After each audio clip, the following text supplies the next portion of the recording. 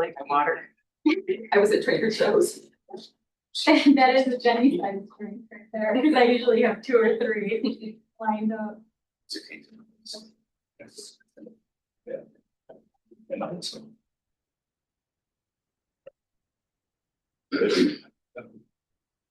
All right. Welcome. It is June 11th, planning board. Planning the meeting. Everyone have an opportunity to review minutes. Any modifications, changes, questions? No. Motion to approve the minutes. Randy, second. Second, all in favor? Great. We had 2 work sessions this week. One was 3350 Erie Boulevard. The other one was 6870 Genesee Street. Nothing on the schedule for next work session. No. Okay. Good. All right, so we're just going to jump right in. Ironhorn Phase 2. Welcome. Jason Brown, Donna Scrubble Engineers representing. Bring up the plan, I'll just give you a overview and then where we left off.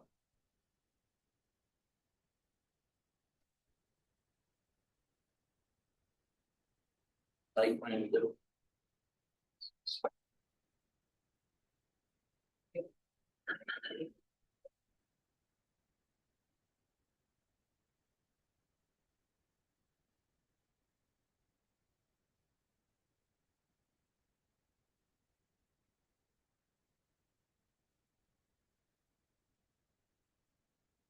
Oh.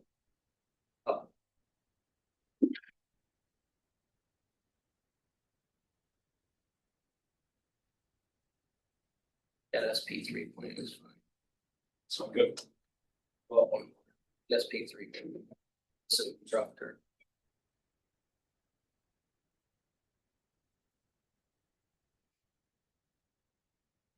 Yeah, we're going to touch it to that. It's like That plan.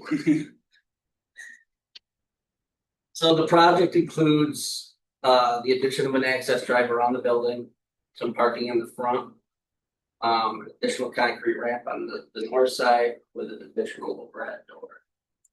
And when last we spoke, there was a few comments left. I think you spoke about the granite curb, wanting granite curb extended, the landscaping beds edging or switch to mulch.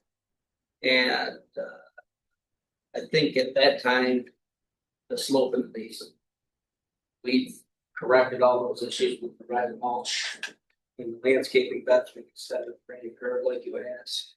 And we've also updated the basin to on slope and provided a drainage analysis. Since then, the issue with the fence came up where the client wants to switch from a 6-foot fence to 8-foot fence. In height. Provided you all the details for that. I think I'll show them that on this plan. And that's where we're at. And then, so the 8-foot fence is where it's here. So there is an approval.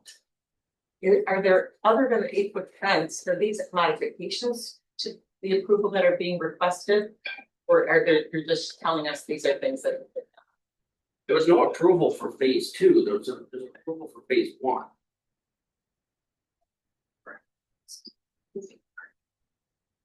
Okay.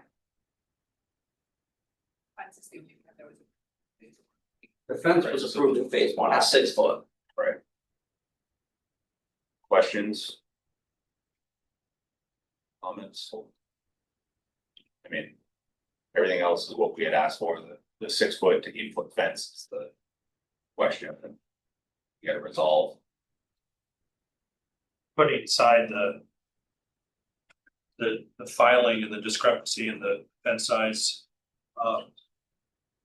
what is the rationale for increasing the size of the fence from a site point of view? Well, it's more from a client's perspective, safety. They've always had 8-foot fence at their sites. They initially came with 6-foot fence between link across the top. That's what they initially wanted. You don't allow that in the town. They thought they had gotten an 8-foot fence approval. Actually, they only got a 6-foot fence approval because that's what they're showing you. And that's where the confusion lies, so that But I guess I'm asking, what benefit does an 8-foot fence give you in terms of security? What are you, well, What are from you their securing? perspective, it's just a more secure site than. And the 8 foot is both the chain link. The chain link, the majestic gate, decorative gate in the front and the gate in the back, chain link is gate in the back, and all of that updated to me.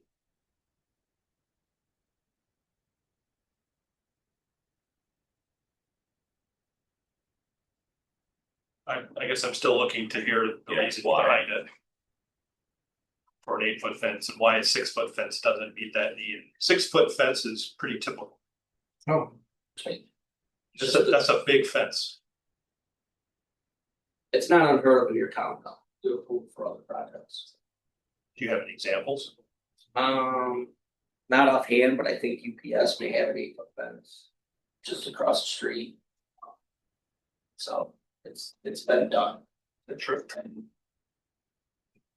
don't think it's actually here, but. Oh, they have barbed wire, I'm sure. I think there have been instances where we've either matched an existing fence or tried to mitigate some of those heights. But I'm not, Yeah, it's a 6-foot fence, barbed wire, which is 8 foot. And that's exactly what they wanted here, love to have that. You know, generally. I mean, we wouldn't necessarily. Right, that's what I mean, No, you Barbed did, wire. no, Yeah. you know. I mean, that was probably long. So our options right now. Is approval to the 8 foot fence.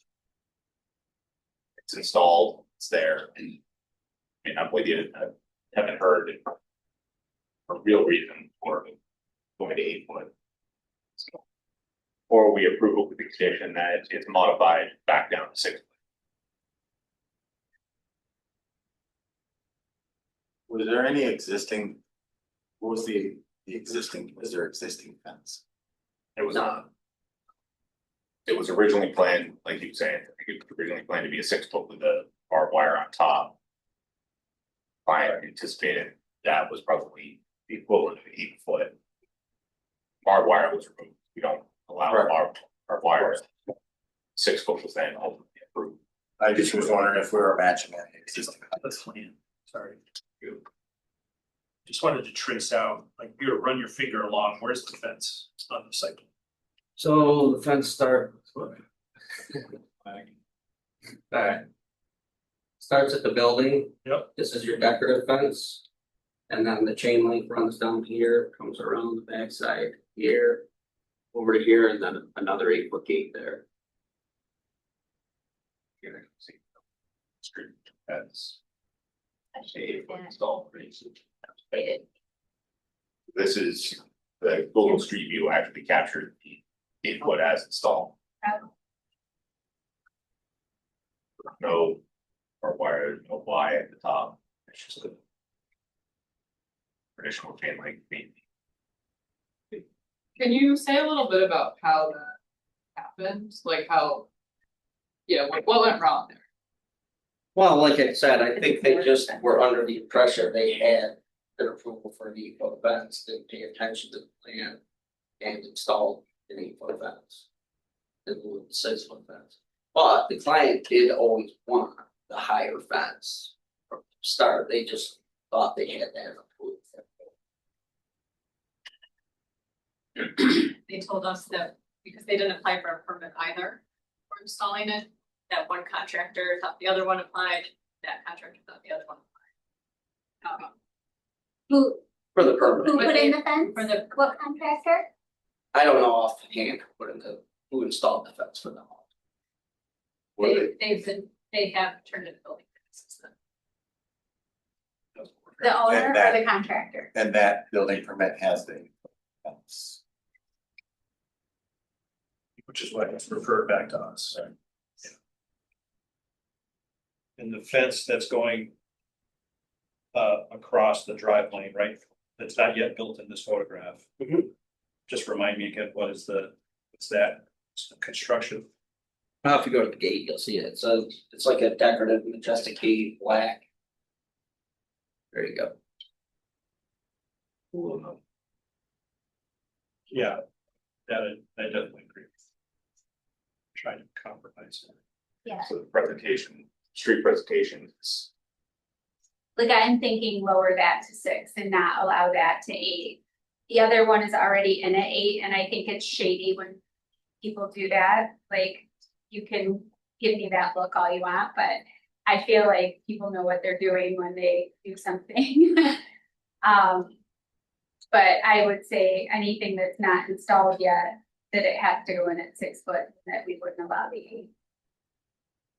This is not installed. Is that one Is called? the- The gates aren't installed yet, or they are. I am out there to see if the majestic gate has been installed. I believe it's ordered. Oh, well. At what height? Right. At 8 foot. Well, there was no question that that was not an 8 foot before. It didn't appear to be an 8 foot or No. anything, because it was a No. gate. It always appeared as 6 foot. Honestly, the 6 foot said 6 foot. Yeah, We're not disputing that at Yeah. all. Right. You know, as their engineer, we're not. So let me ask what they the- did, it's just. Flip side, Where we're what at. is the, I'm I mean, okay. there's nothing in the code fence wise that dictates the height. That or limits the height here.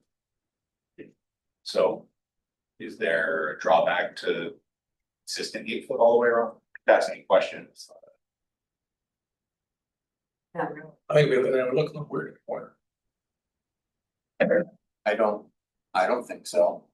You know, it's consistent, now it's gonna be consistent, you know, what about consistent with the 6 foot? Right.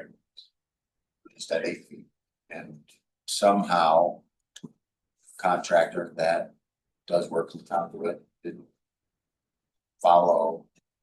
Yeah, I mean, I'm You know, with Jenny on that one, I'm not a fan of the yeah. stake. Yeah, Element. Right. sometimes I can't control. Well, Well, what some all opinion, is I have if we made you take it down, put up a new one, they probably wouldn't make that mistake again. And I'm not saying I wanna do that, but I'm I waiting agree to with hear you say something. Yeah, I That's agree gonna make us feel like it's not gonna happen again. Does set a bad precedent. Well, I think they understand that what they did, that they, you know, had approved for 6 foot fence and didn't realize that, you know, they can't do that no more. Is there They a- understand that? Is there a phase 3 of work? Not planned, right, Project? not planned at this point. Okay.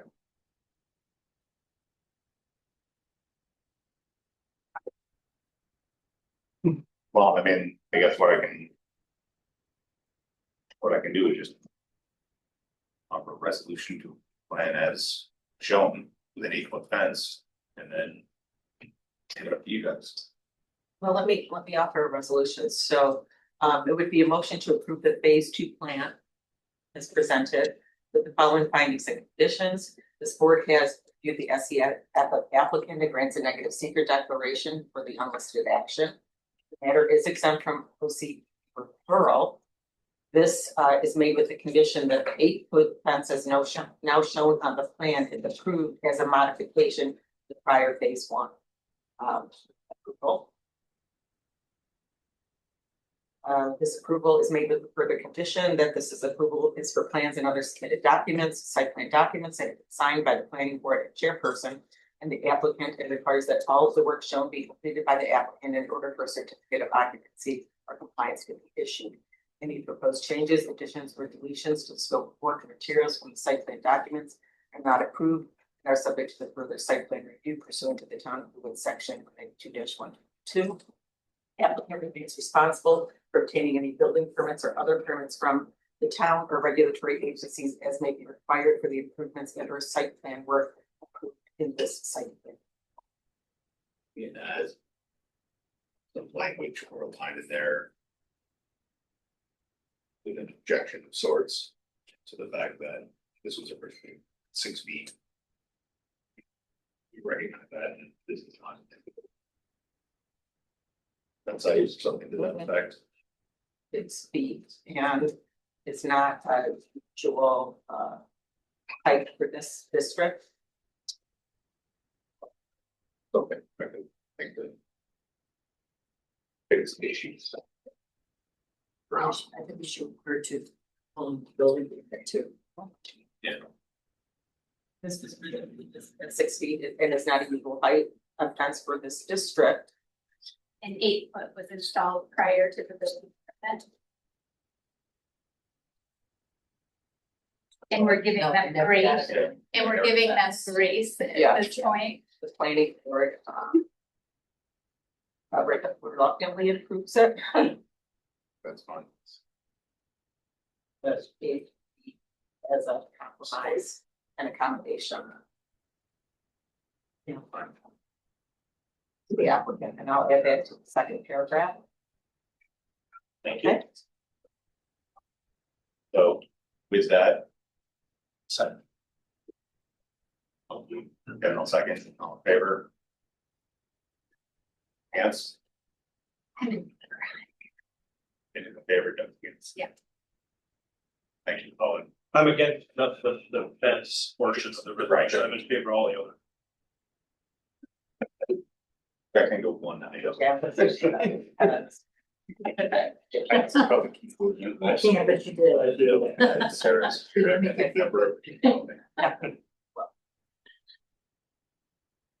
Thank you. Thank you. Good luck with your client. Yes. Thank you. Got that. Okay, next up. Got the zone change.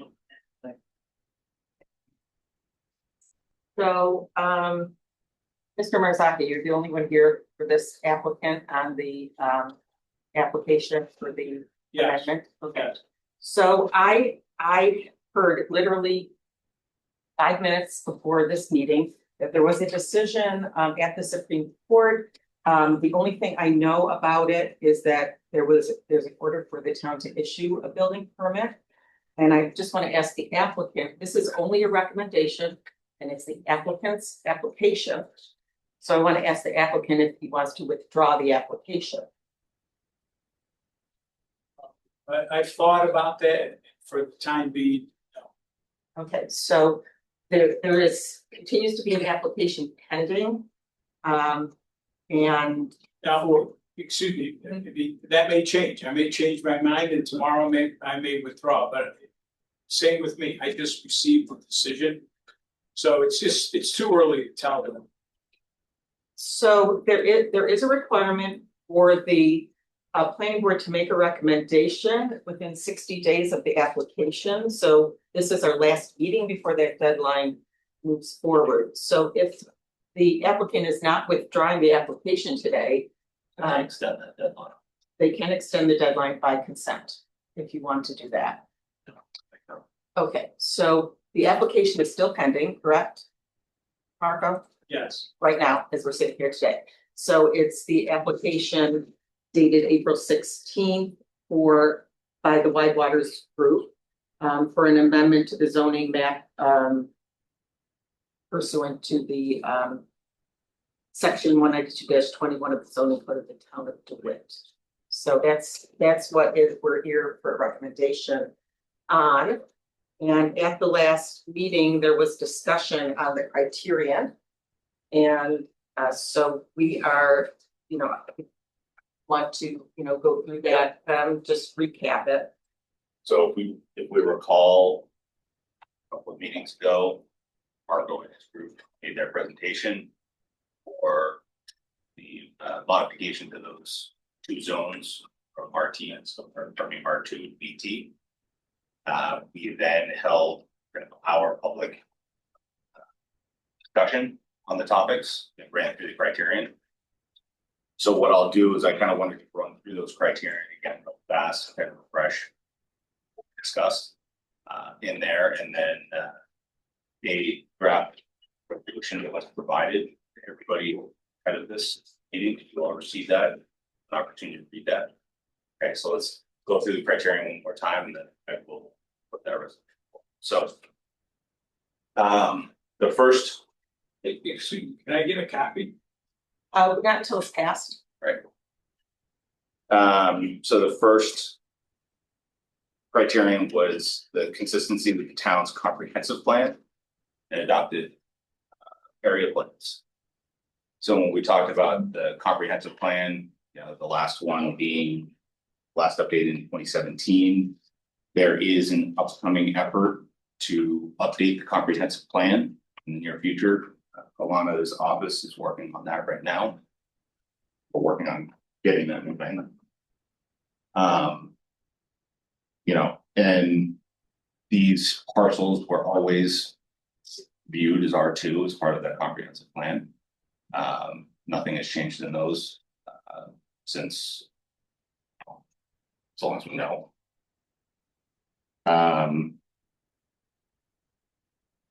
Any other questions on comprehensive? No. No. The second criterion was compatibility with the present zoning and conforming uses of nearby properties with the character of the neighborhood. We do have the residential neighborhood right to the south of that one. By changing it from R2 to BT, it becomes more intensive than less intensive in that zone. Kind of discuss that one. Any further discussion that we want to have on that? All right. Suitability of uses proposed by the zoning amendment for the properties affected. You know, so we talked about can it be reasonably developed in there, and I think it can be. We were not shown any or have been shown any reason that it cannot be developed reasonably in that configuration. Any further discussions? Availability of public services and infrastructure generally suitable and adequate for uses allowed within most districts. I think we all recognize that it's got sufficient public utilities, sewer, water, electric, all that for development of that site. So further there. Does the zoning change serve the public good, or does it primarily benefit the individual property owner? I think through our discussion, we recognize that it benefits to the owner and not necessarily the public good. Any further discussion there? And then the last criterion is the parcel able to be reasonably developed for the uses permitted in the proposed district. I think this is where we were talking about the fact that at R2, the same owner also owns the property to the south, which is R2, so it can be simply combined that one and developed accordingly. So any further discussion around that criterion? So those, There were two matters, that were discussed last time with respect to that first matter about the comprehensive plan and any other zoning plans of the town. And in that there was the MUB also, and the comment about pre-existing non-conforming uses, which is in the code. correct. So you want to comment on that at all? So the pre-existing non-conforming uses, when Tom ceased to exist, you know, talked about the fact that from that point to when the new application came in, it exceeded the 6-month time limit, which is what standard for non-conforming uses. The intent obviously there that those non-conforming uses lose that status and are brought into conformance with the rest of the zoning comprehensive plan. And then the MUB was kind of the vision for mixed use development, being able to reasonably develop those properties along that corridor as an overlay, you know, which would allow that same use and could be incorporated in the R2, that R2 use that would be compatible with an MUB. That way. Okay. No further discussion on those. I will read the resolution. Draft resolution Whitewash application for amendment to the zoning map. of the town of DeWitt for June 11th, 2026. The planning board of the town of DeWitt has undertaken a review of the application to the town board dated April 16th, 2026 by the Whitewaters Group for an amendment to the zoning map of the town of DeWitt pursuant to section 192-21 of the zoning code of the town of DeWitt. 121.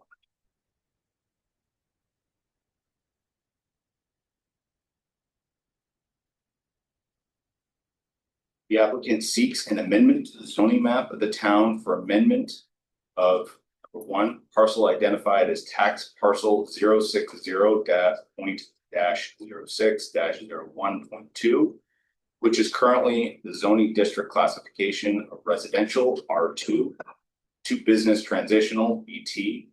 Number 2, the majority of a parcel identified as tax parcel 060.06-01.1 from the zoning district classification of R2 to BT. The first identified parcel and most of the second parcel are designated as R2 as shown on the most current official zoning map of the town of DeWitt dated 2008. Two parcels are referred to in this recommendation from time to time as R2 parcels. In accordance with section 192-121 of the zoning code of the town of DeWitt, this board recommends to the town board of DeWitt.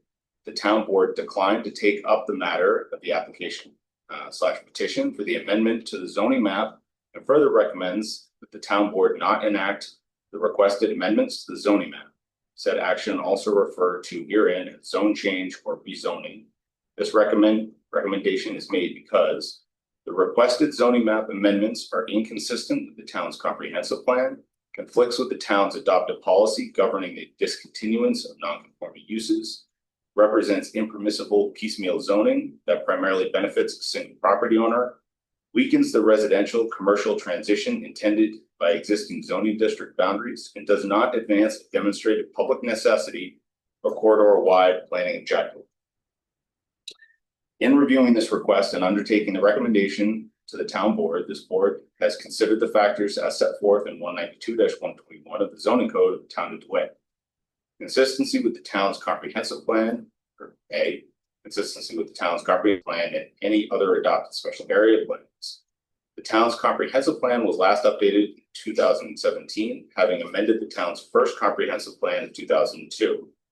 At this time of the 2017 comprehensive plan, the character area wherein the subject parcels are situated was still identified as residential in character. See note number 1 below.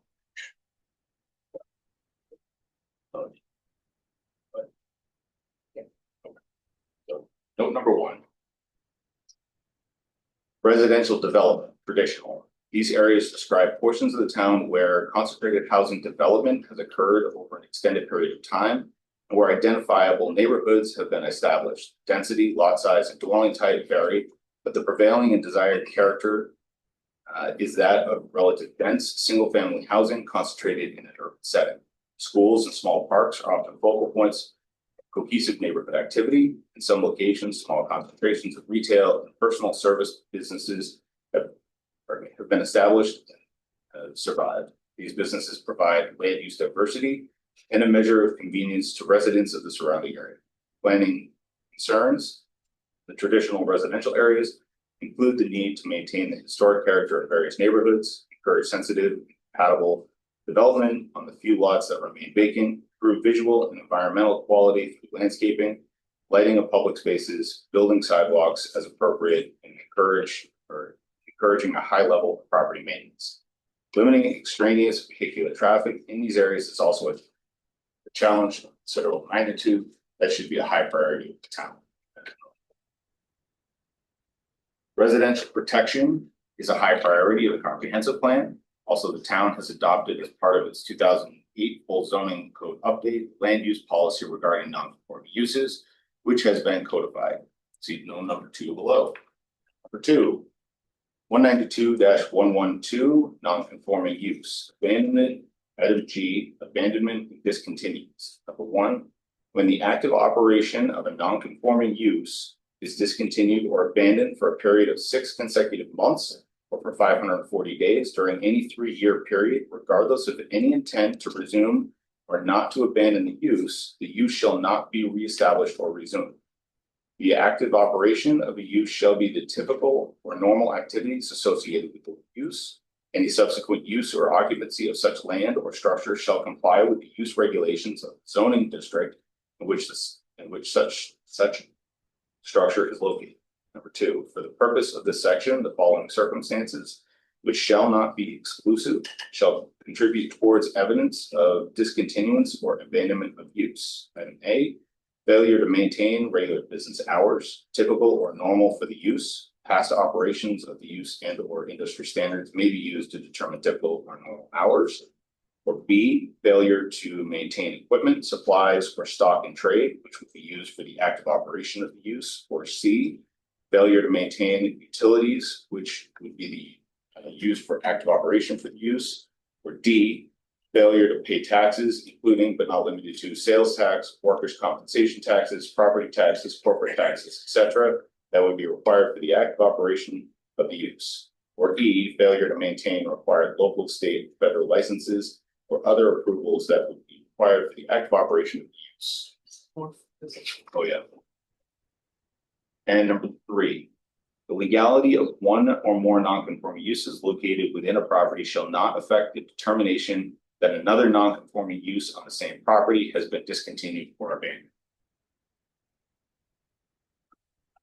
All right, these residentially zoned parcels, though previously utilized for a DBT purpose, have lost their pre-existing non-conforming status. This lapse of pre-existing non-conforming uses is not uncommon in New York State municipalities, and DeWitt zoning code is particularly stringent in its time requirement that pre-existing non-conforming uses lapse after 6 months of non-use. The factors that identify non-use are also strictly defined in the code. The land use policy behind this code provision is that non-conforming uses, regardless of prior use or hardship, should in fact cease to make way for uses that are more compatible with the comprehensive plan, the area, and the zoning code. The MUB overlay zoning classifications in the zoning code, which is more recently enacted zoning legislation, is a special area plan which was studied over a long period of time that has been overlaid over the BT lots adjacent to the residentially zoned lots requested for amendment. The inclusion of these residentially zoned lots into the BT zone would discourage potential redevelopment of this area into mixed-use property as contemplated by the special area MUB zoning plan. Zoning map amendment to change the zoning classification of the R2 zone parcels would encourage and establish the status quo, which is not in accordance with the town land use goals articulated and established in MUB overlay zoning districts. A full update to the comprehensive plan, the town is under consideration by the town board in the best interest of overall sound planning when a comprehensive review of the town in light of a comprehensive plan study is undertaken and implemented. That will be the appropriate time for the town board to consider broad legislative modifications and amendments. The town has discouraged piecemeal rezoning, and its support of current zoning map designations is evidenced by the circumstance that since implementation of the original town comprehensive plan of 2002, nearly 25 years ago, and including the adoption of the official zoning maps of the town in 2002, there has been only a single instance in the town having made a legislative change to the zoning map as petitioned by the applicant. That zoning map amendment request was granted only in part. The affected parcels were not residentially zoned, nor were the parcels adjacent residentially zoned parcels. Item B, compatibility with the present zoning and conforming uses of nearby property with the character of the neighborhood. The area and lots sought to be amended in the zoning map order both BT zone properties to the north and residentially zoned R2 properties to the south. Accordingly, maintaining the parcel sought to be rezoned as R2 is compatible with the neighborhood. Item C, suitability of uses proposed by the zoning amendment for the property affected by the amendment.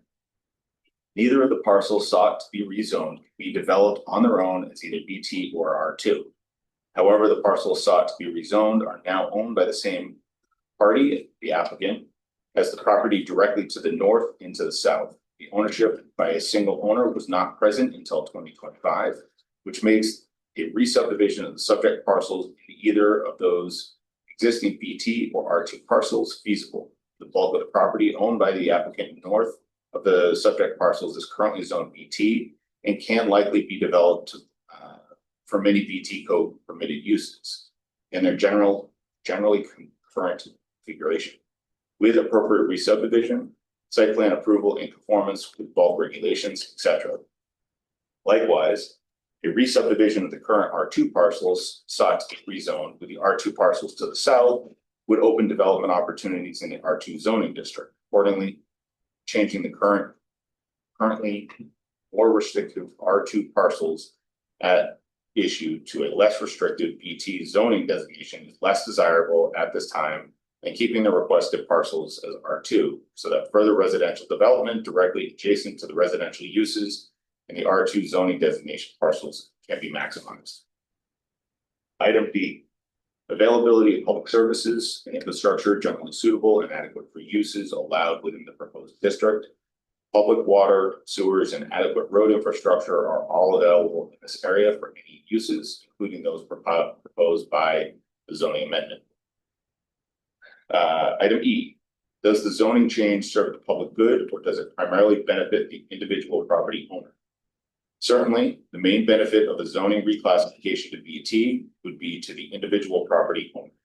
A current proposed development plan before this board shows the potential continuation of an intensive use in the BT's zoned land with the use of residentially zoned parcels for BT use. Buffering to the residential zone by limiting the BT zone's use to its currently BT zoned parcels is more beneficial to the public good and in keeping with the goal of preserving residential uses in the town. Since the pre-existing non-conforming use of the parcel has lapsed, the benefit of the zone change is only to the applicant. Item F, is the parcel available, or are the parcels able to be reasonably developed for the uses permitted in the proposed district?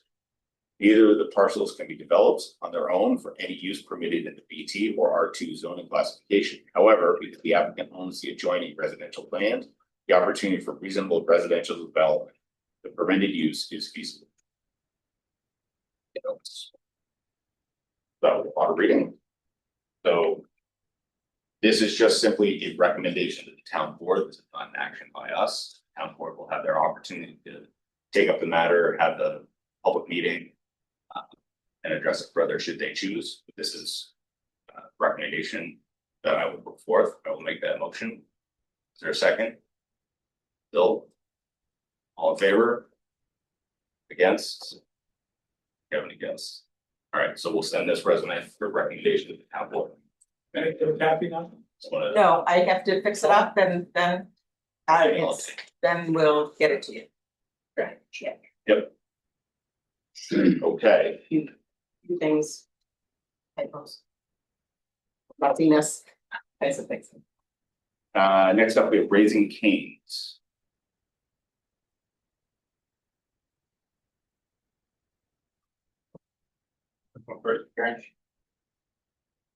Yeah, we could probably flip right to the site plan and not open.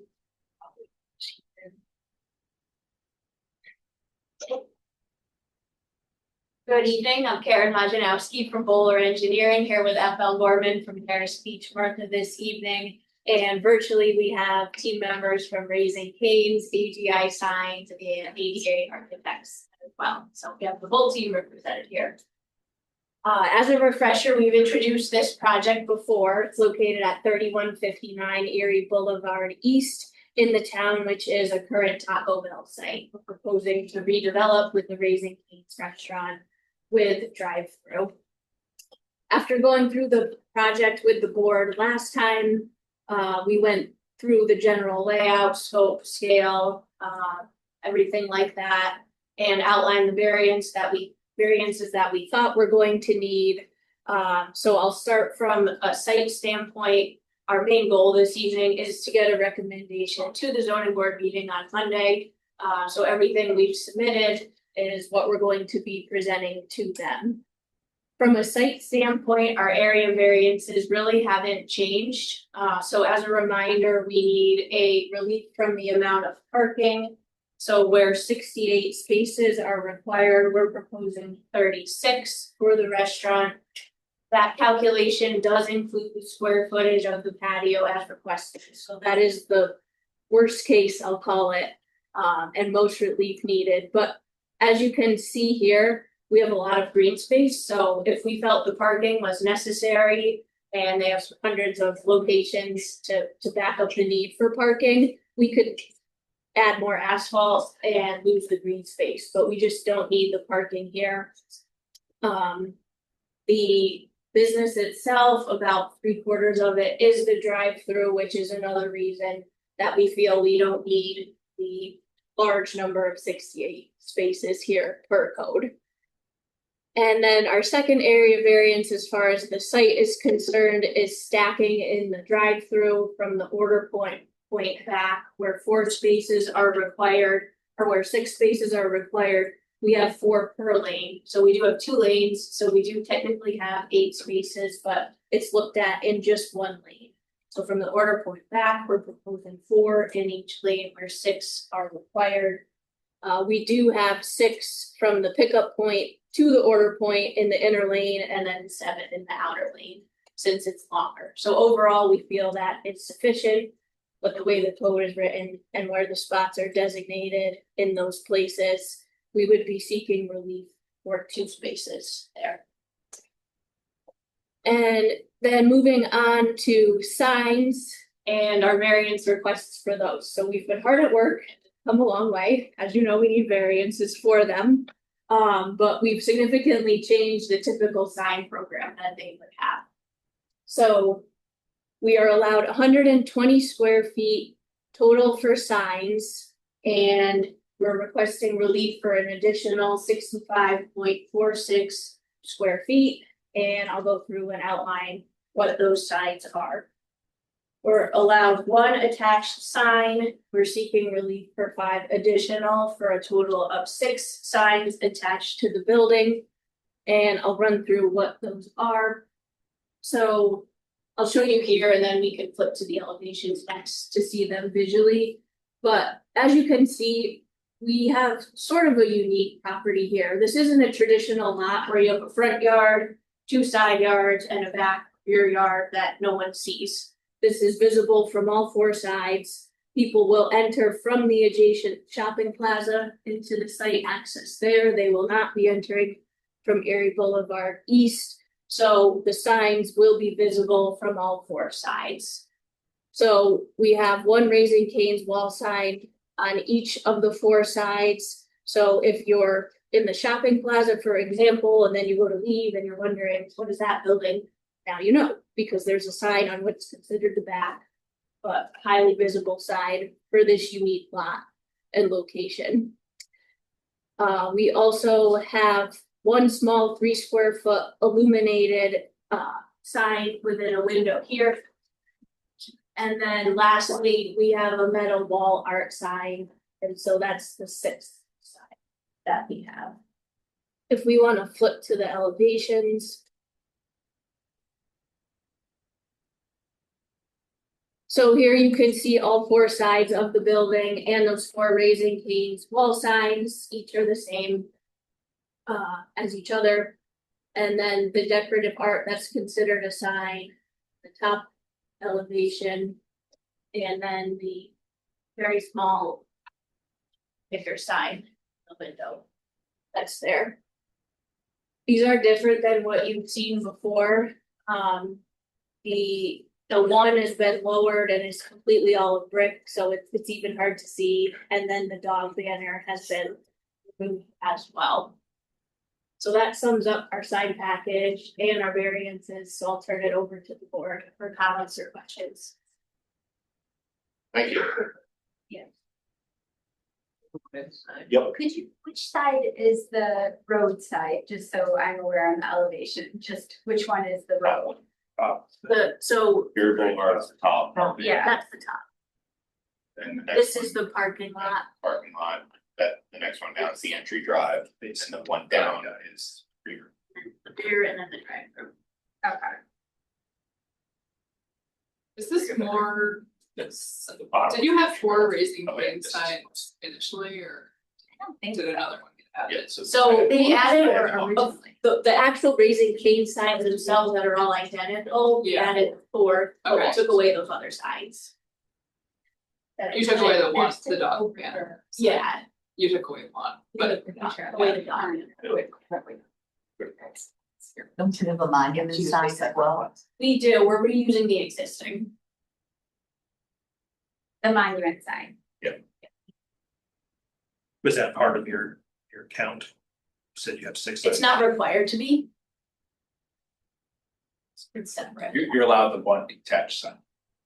No, I'm just saying in the totality of all of the signage, that's it's really 7.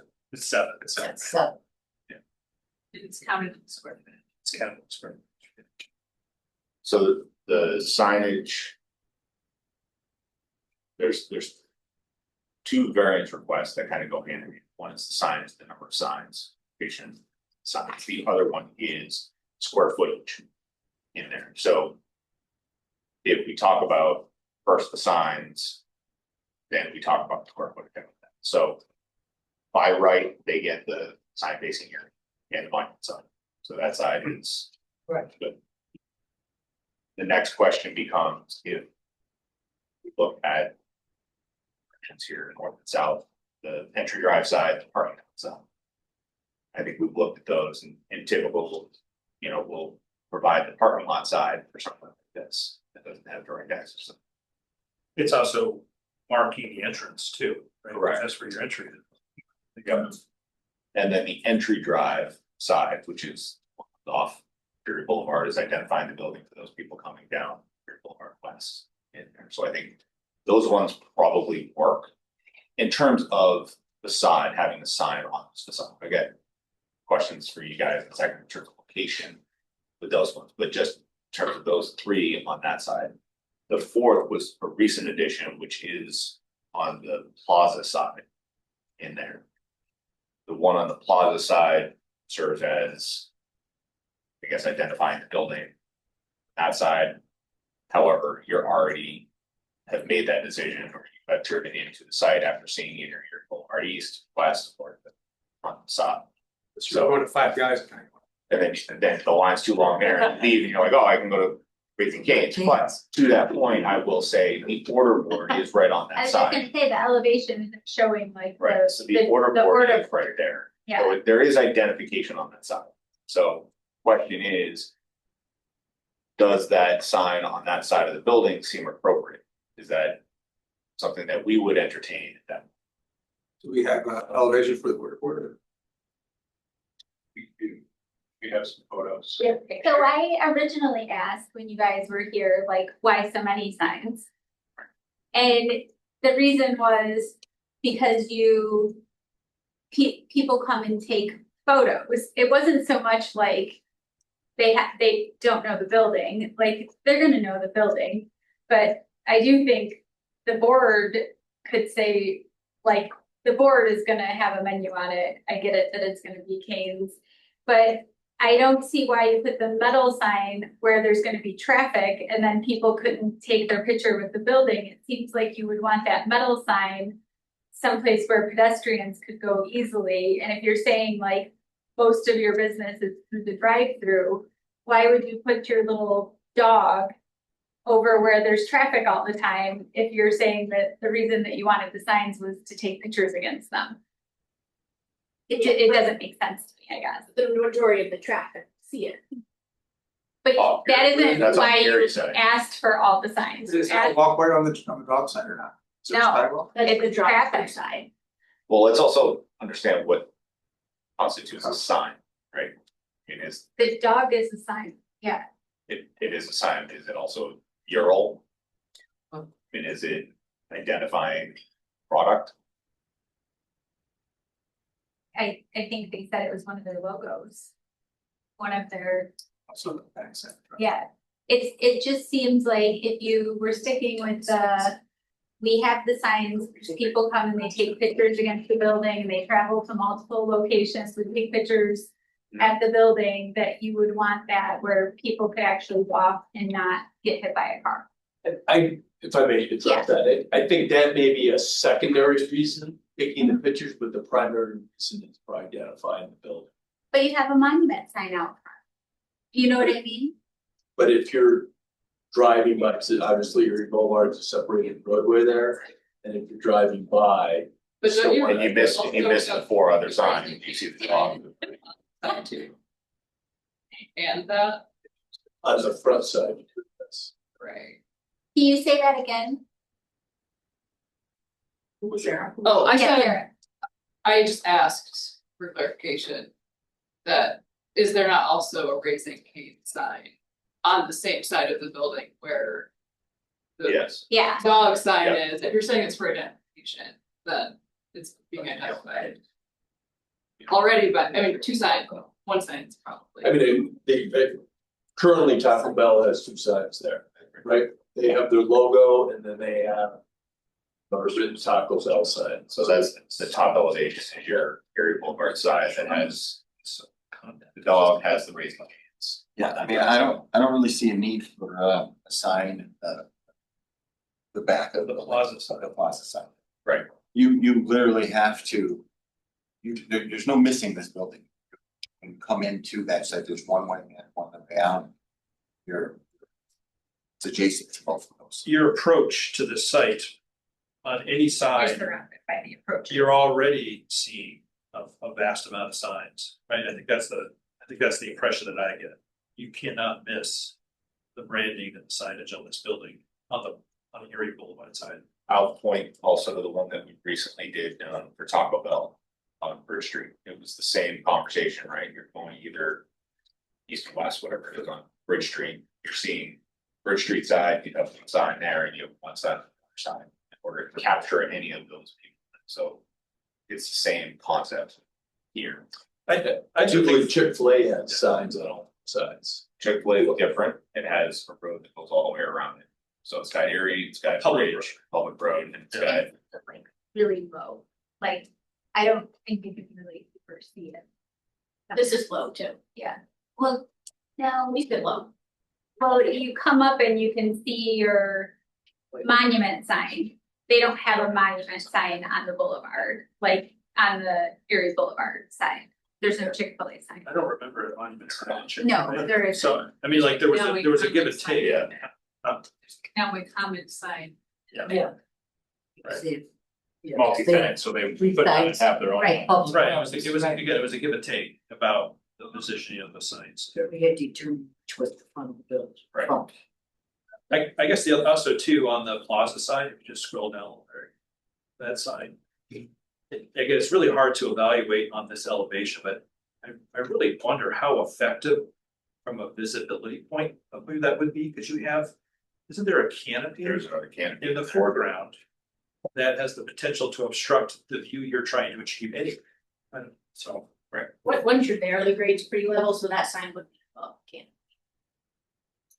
So like if you're coming Yeah, from the but plaza. you're still low in You're your still proximity, low. so your view angle. If you're coming from the plaza, you would see the sign. you wouldn't, You would. I guess, I don't know, I guess I'm not convinced. I mean, if you Totally wanna understand. see it from our perspective, that'd be great, cause we think there's too many signs, but like. The issue, I know we're not trying to be argumentative. I'm not, but we're trying to make a. Cut down on sort of visual clutter of the environment of the area. And we don't typically have buildings that we have 7 signs for. So that's kind of what we're driven.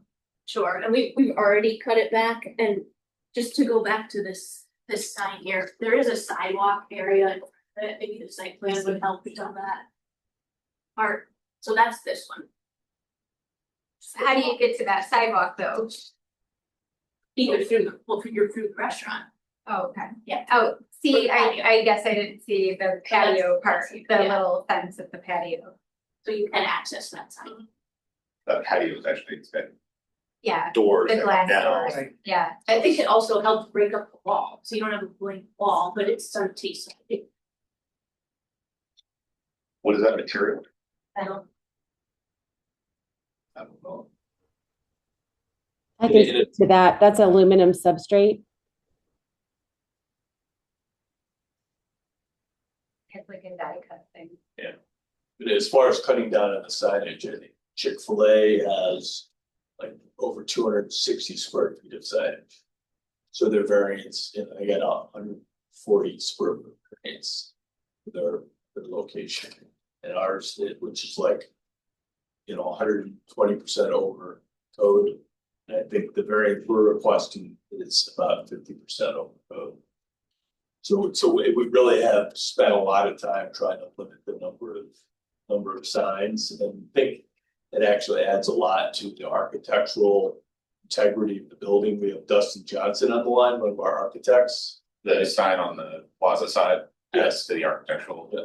So would you be proposing then to reduce the number of signs but increase the square footage instead? I mean, we obviously would like the sign plan as proposed.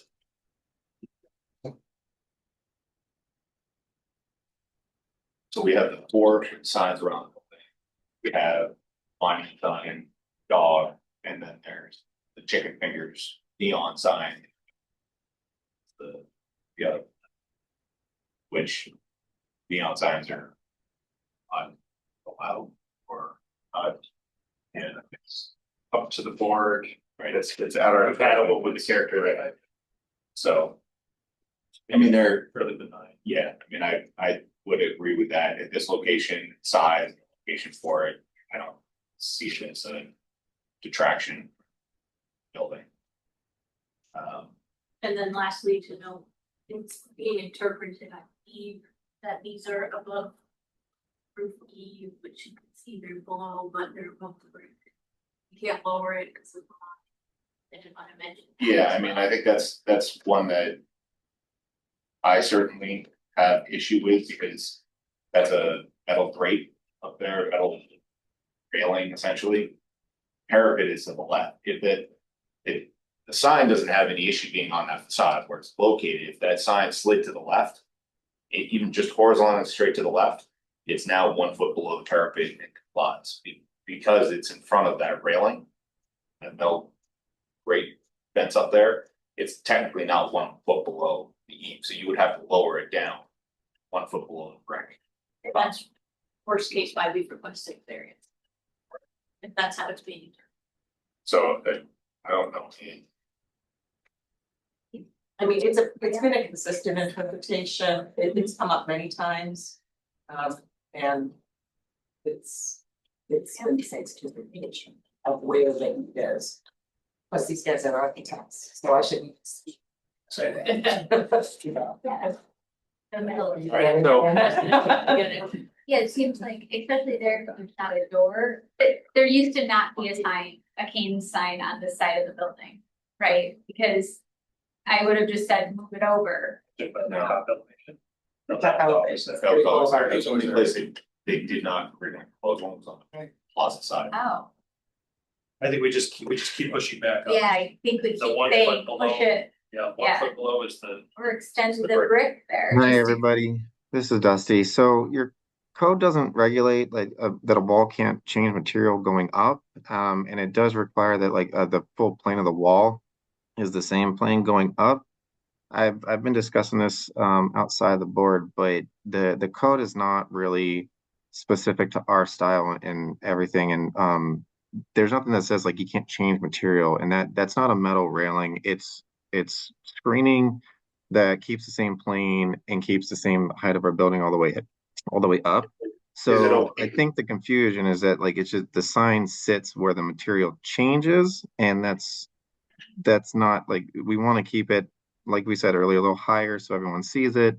This is a standard for all of us across all kinds of different locations, and the code talks about like eaves and gables, which is not what we have on the building. So we would like to just get the recommendation to ZBA and can try our best to keep it there. you call There's a top of architect. that the eave. Right. Where's the roof membrane in terms of its definition of an eave in your design? So Relative if to you the screen. see, Right in the there's pane a gray dashed line that's behind the material, and it's showing you the screening also for the equipment behind on the roof. That gray dashed line is the top of our actual membrane for the majority. Referring to this as, screening, right? So in consistent with other projects, we're not going to attach a sign to the screening that's up there. That's not actually the wall and the parapet. The wall and the parapet is to the left. in there, so, I mean, It's technically all parapet across the design of the well, building. parapet, I think the parapet, the definition of the parapet would actually be where the brick right below the metal screening, it looks like chain link screening, that brick, that's your parapet line. What you put on top of it is a railing, a screen, it's not the parapet. The parapet is the top of the wall, which you see the brick to the left. Well, the parapet is an extension of exterior wall to create a height and possible screening. So we just changed material at a certain portion to break up the elevation to give some more, aesthetically pleasing design. We're trying to Right. make a nice building for you guys. And that's why we chose to break up materials. So I think, there's a couple, like, we haven't heard why you can't extend the brick to the right. I mean, if you want the canes in that particular location, Or why whatever can't that screening start further to the right? or whatever that material is that's below it, is that like a wood panel? Yeah, or what's the something? brown, what paneling is that, Why doesn't Dusty? that extend? That's our wood composite paneling. Why wouldn't that extend all the way up? In that zone. Well, What again, we were trying to work with material breakup and geometry. If you see on the brick, there's a soldier course that's in the middle that kind of lines up with the top of the composite wood. Yeah. And that kind of extends around the building. And then we go higher in some areas with brick, higher in some areas with the metal screening. Because like just down below, it's similar as like sometimes we have brick, sometimes we have storefront. And we're playing with some of that, like not very easily seen geometry, just playing with those proportions and everything with the building. So there's kind of that unseen proportions and geometry that work with the design. Don't know how to get around this. So, I mean, his interpretation of what parapet is in this particular instance, an extension of the vertical plane of the wall. Okay. I think as a change of material, I would look at the parapet. You have a coping on that wall, on the top of that wall in order to. Yeah, I would call that like a safety rail or Right. a screen or. So, Well, but the bottom line is our board has purview over design standards. The bottom line of all of it. So I think if it's not clearly defined as a parapet is the brick wall with coping on top, it's supposed to be in the code, I think we still have purview of what the design is. So they can ask for the variance, we can review it, and we can make recommendations. We're interested in consistency, how we apply it elsewhere too. Well, Right. the Well- other thing is that you can keep your interpretation, which is consistent with what you've done. You could still recommend it on an architectural level, or if you think it looks fine there, you could still make a recommendation on it, or leave it to the ZBA. That's up to you. But I think that I've heard enough and I've seen enough in the past where these screens, I mean, it's a lovely screen, but we see a lot of screens and a lot of people, which I say, our building is high as this screen. So that's the thing that you gotta be careful of. I wouldn't change the interpretation. So Recommend. we have. I think we've talked about all of these things. We have the stacking requirement, we have the parking variant discussed. Well, to some extent, we discussed the parking variance, I think we've discussed in the past. We have Today. We have.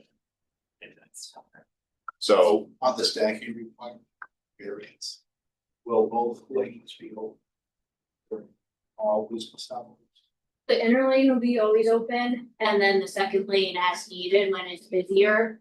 And they also deploy employees with tablets to walk out and take orders and help move things along, in addition to opening 2 lanes. So during those peak hours, that's typical for them to have those plans in place to help manage that. So if that's the case. If we have 2 lanes. Will never be more than 4 cars in the first lane, because they're gonna be recognize traffic. Second. As soon as they can, yes. Yeah, their goal is to get people through. Yeah. What was the answer to This your is only question? 5 megawatts, isn't that what we were told? Less than 2.5 minutes. Metal changing rating. It is, no, No. it's transparent. And No. part of that is they only have 5 megawatts. So they have chicken fingers, Yeah. fries, Texas toast, coleslaw.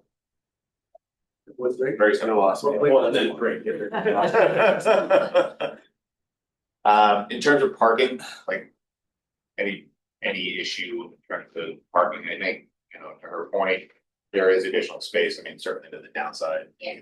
If they needed to, they could always nose in, park down there and create some additional spots. So. If you guys know your operation, Right. want there to be more asphalt and streets. Bike rack get put? Huh? Bike rack. What's the bike rack added? We'll have a bike rack, I promise. That'll be issue for approval. That's not that. We'll be back there. But we're not at approval, we're only at recommendation. The TDA.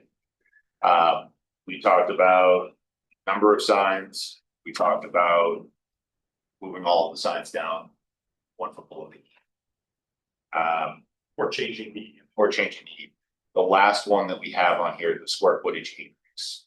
If there's an increase of 64 additional square feet. Now, this one, I think, gets impacted by if you don't recommend the one on the backside of the building. Correct me if I'm wrong on this with the math. If the one on the backside of the building is not there, there's not actually a variance needed in terms of square footage. It's not just that. So you're at 185, No, they're 30.75. okay, So we wouldn't. there still is, so that, just that chicken, that comes down. Does that include the split one, the one in the window, the chicken thing? Yeah, Yes, that that's the other includes thing, that, is yep. 1 by 3 or whatever it is. 61.46 or 65? It's 65.46. 65.46. So if you were losing roughly 30 square feet for the oval and 40 for the mural, that would bring you down 7. We're at 185, that brings you at 8. The other thing I want to make sure people are aware of that mural. They need it, I did. If they lose the Yeah, oval, my math is wrong. if they lose the oval and the heart, they're within. They lose the one. It's squared off, it's measured, right? It's not the Yeah, you don't. oval need the dimension, but a I'm not kind of entirely sure. orthogonal. Speak back here, how the square footage is calculated, it should be big. Jennifer, the 30.75 is not, right? It's the box, not. Yes. Well, you can measure the square footage. Okay, so we'll just have to confirm that and kind of go out there and take a look at that. The other thing, I just want to make sure that we're all aware of the dog heart has got standoff lights, so that will be lit, that facade.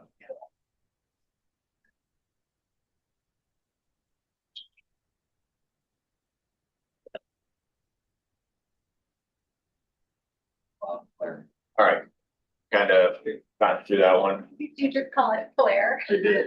We added your name, we added to it. I don't think we need that. Is it for the pictures? Whatever you say. Did somebody want that?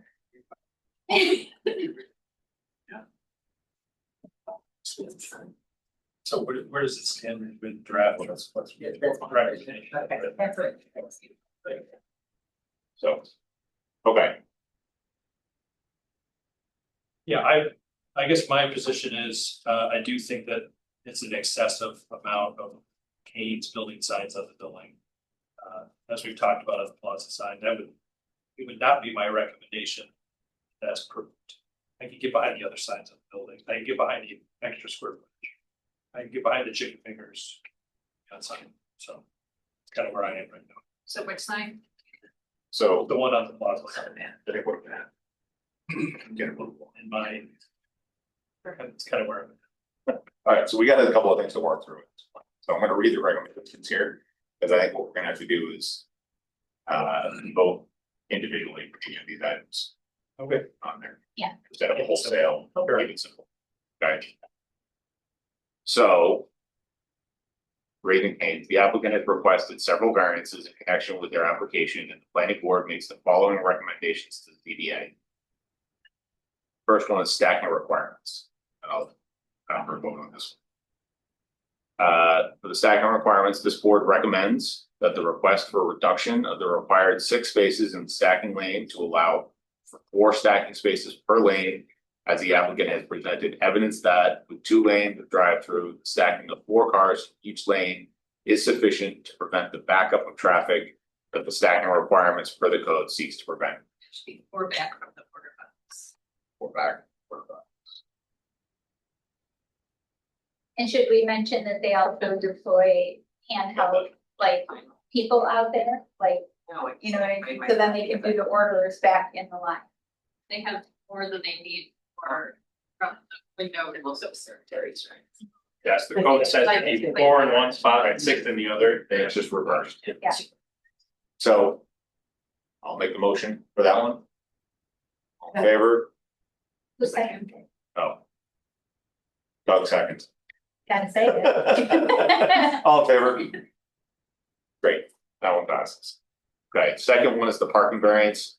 The applicant has requested a variance to allow for 36 parking spaces where the code requires 32.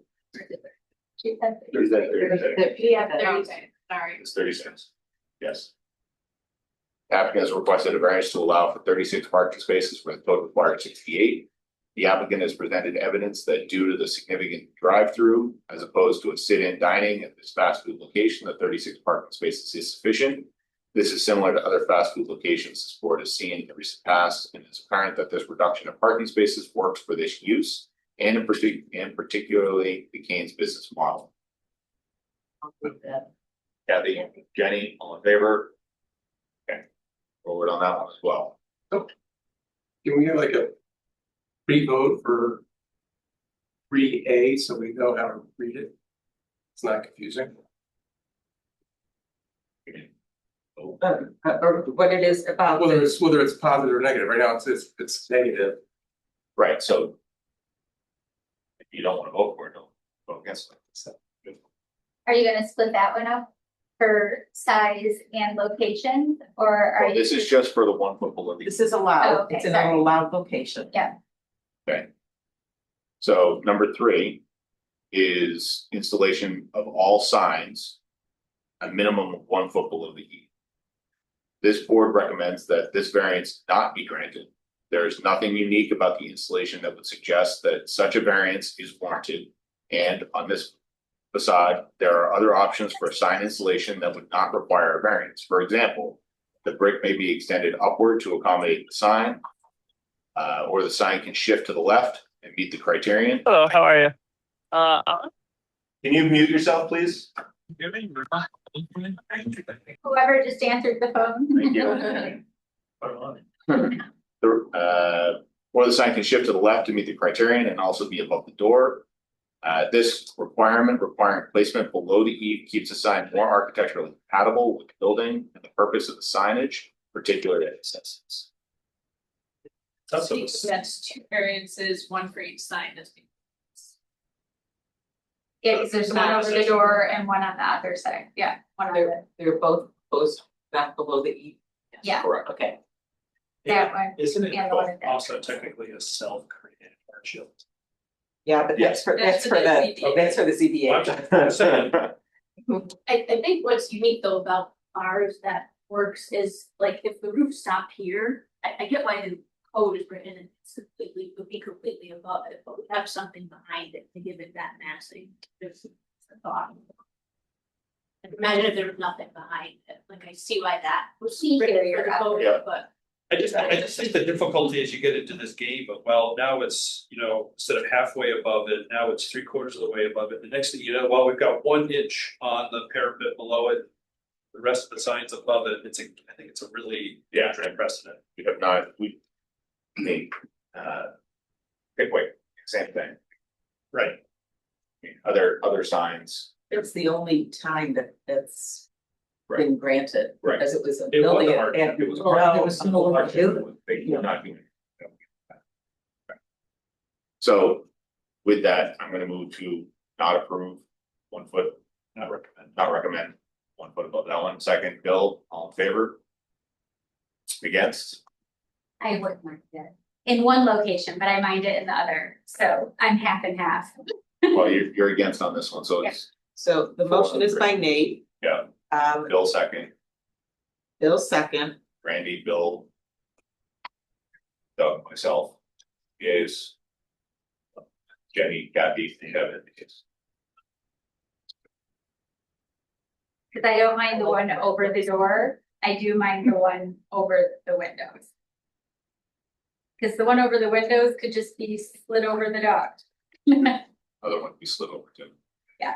All right, number 4, applicant requests a total number of 6 signs attached to the facade. The applicant has requested, this is where we're gonna have a vote kind of on each individual instance, because.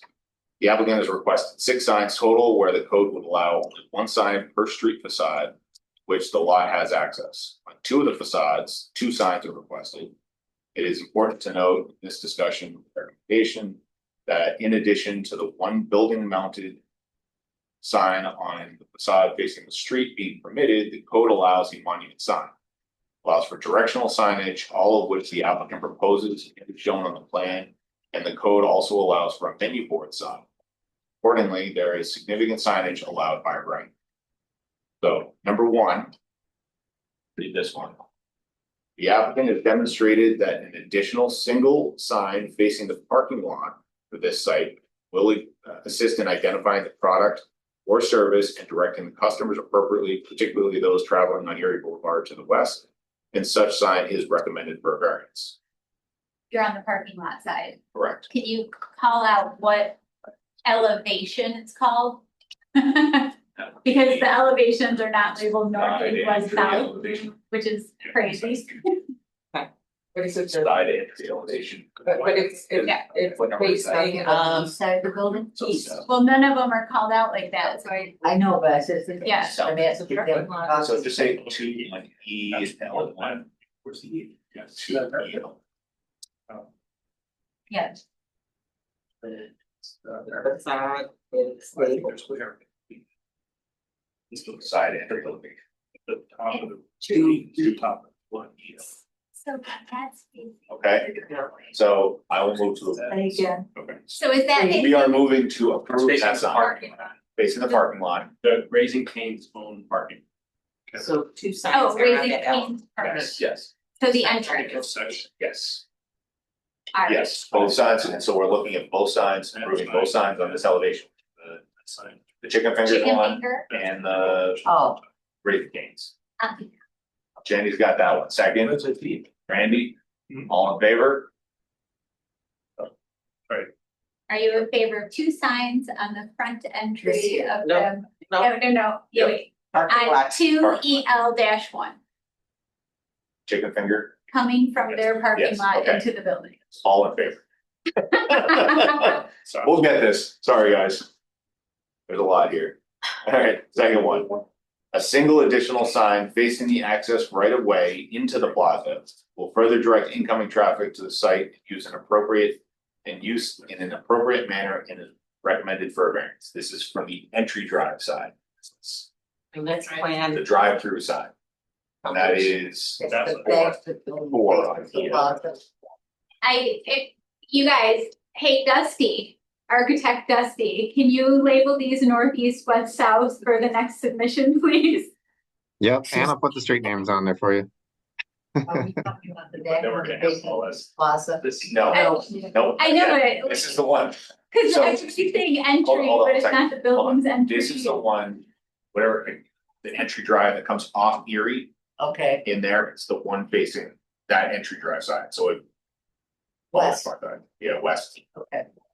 that side. Okay, you got that one? Yeah. All right. I know where we are. I will Right in move, the middle of I will Did move you to do- approve that one. There's a second, Randy's got a second, all in favor? No. Great, all that one, all about it. See why this is a little confusing? Well, All right, come on. number 3. The board recommends denial of an additional sign on the facade which faces the plaza. There is already plenty of identification on that side of the building due to the drive-through, and further signage is superfluous and visual clutter without benefit to the surrounding properties, uses, or public. So this is the plaza side of the building. Okay.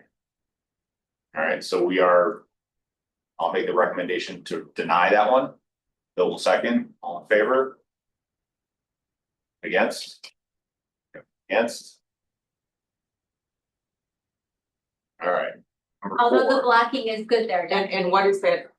Is it number? 3. Number 3? 3EL-1. All right. Number 4, this board recommends denial of the mural sign on the west entry facade, which faces Erie Boulevard. The proposed mural sign is not consistent with the town of DeWitt's intent to maintain a cohesive and orderly visual environment and may create visual clutter along the corridor. Due to its size, location, and graphic nature, the mural functions primarily as advertising rather than architectural enhancement, making it incompatible with the character of the surrounding area. So this is one, if you vote for denial or against the denial. Okay, it's clear. I am going to move to deny mural. Bill will second. All in favor? Myself, Randy, and Bill. Opposed? There you go. Good. Wait, I just wish it was on the different side. Randy, Bill, and myself are for the denial. so it passes. Passes. Okay, so you're gonna like the dog. So You're yes on the dog. Right. yes for the dog. Okay. Yeah. Okay. And then the last in here, square footage increase of 65.46 additional square feet. This increase is not recommended and will not be necessary as the number of signs requested as opposed to those recommended. Oh, yeah, Wait, so so it is, So. Smaller. so 65.46 counts for all of the signs. Oh, right. Wait, I think So it should just be. now it's Yeah. 30 Dog points is- that are counted out, and the other, the You back can't of the sign is out. It's 30 feet, all right? right, so what's the Well, but this is calculation? what's fine. We still want to request the full square footage. Right, so how do we word that? Could it be apportioned to the way it's broken out in your? Well, table? they should deny it, but we recommend X.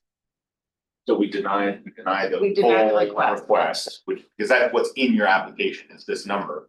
So we're gonna deny that request and recommend approval for the increase minus that 30.46 or whatever that square footage is. Of the Kings on Everything the on the plaza side. plaza side, But recommend how many square feet then? Variance? approximately 140. Then 138. Because there's No, 138 5.36 times 30. minus variance, 35. 30.75. Okay, at 30.75 is 30.75. No, I believe the increase 34.7, 30.75 is the size of the sign that did not do it. Right, so that's what So that you did the math. 25.46. Did it right there. Minus. a lawyer did the math. Did the math. One, I used the calculator. That's not the. But so that's only half trust. That's not used to have. So, Dog is thing, this is about that one. 154. Right, minus 30.75, we're gonna check his math, it's 34.71. Good job. I had. Thank you very much. So this is how we're gonna do this, Do we What have, did you guys think? 34.71, that's the increase, Okay, the increase above, that's funny, got it, yep. okay? right. 34.71. So what we're gonna do is we are going to deny the request for an increase of 65.46, which is inclusive of all of the signs. Then we are going to recommend for an increase of 34.71. Gotcha. Okay. So this increase regarding 65.46, this increase is not recommended, it will not be necessary. However, This board recommends an increase of 34.71 square feet because of the sign, because of the previous sign recommendation. Can't vote that. I gotcha. Messed that all up. I want 64, so I vote no, and that means I don't want anything. Okay. Got it. Sir, Got Abstain. Abstain, yeah. Yes, no, abstain is all on one. All right, so that'll be my motion. Is there a second on that one? Kevin will second. All in favor? So the, yeah. Great. No, Kevin seconded. no, I'm abstaining. Yes. Wait, Kevin didn't second it, he abstained. No, I can second the motion and abstain the vote. Okay, there you go. Yeah. Okay. The recommendations herein are consistent with the sign code of the town of DeWitt, in which the signs are intended for business or product identification and not for advertising or even decorative purposes. Code and this board are consistent in the treatment of signs as having a limited purpose and to be limited in general to prevent clutter and distraction and enhance the architectural compatibility of the surrounding area and the building and site. You know, we voted for the dog, no? Huh? Yeah, but that's not what you just said though. It is. It still was limited. It's still limited. So not advertising. All of us. With three facades having signage, in addition to a monument sign, the variance is significant in any event. And because we did all of the other ones individually, I don't need a motion for this as a whole. Nope, we'll add that in the recommendation. Great. All in favor of that? Got all those? Got it. Got it. Good job. You're good. That's the most signing I've ever seen. Thank you. Thank you. You. All right, next up, we've got Sovereign Partner, Mixed Use Development.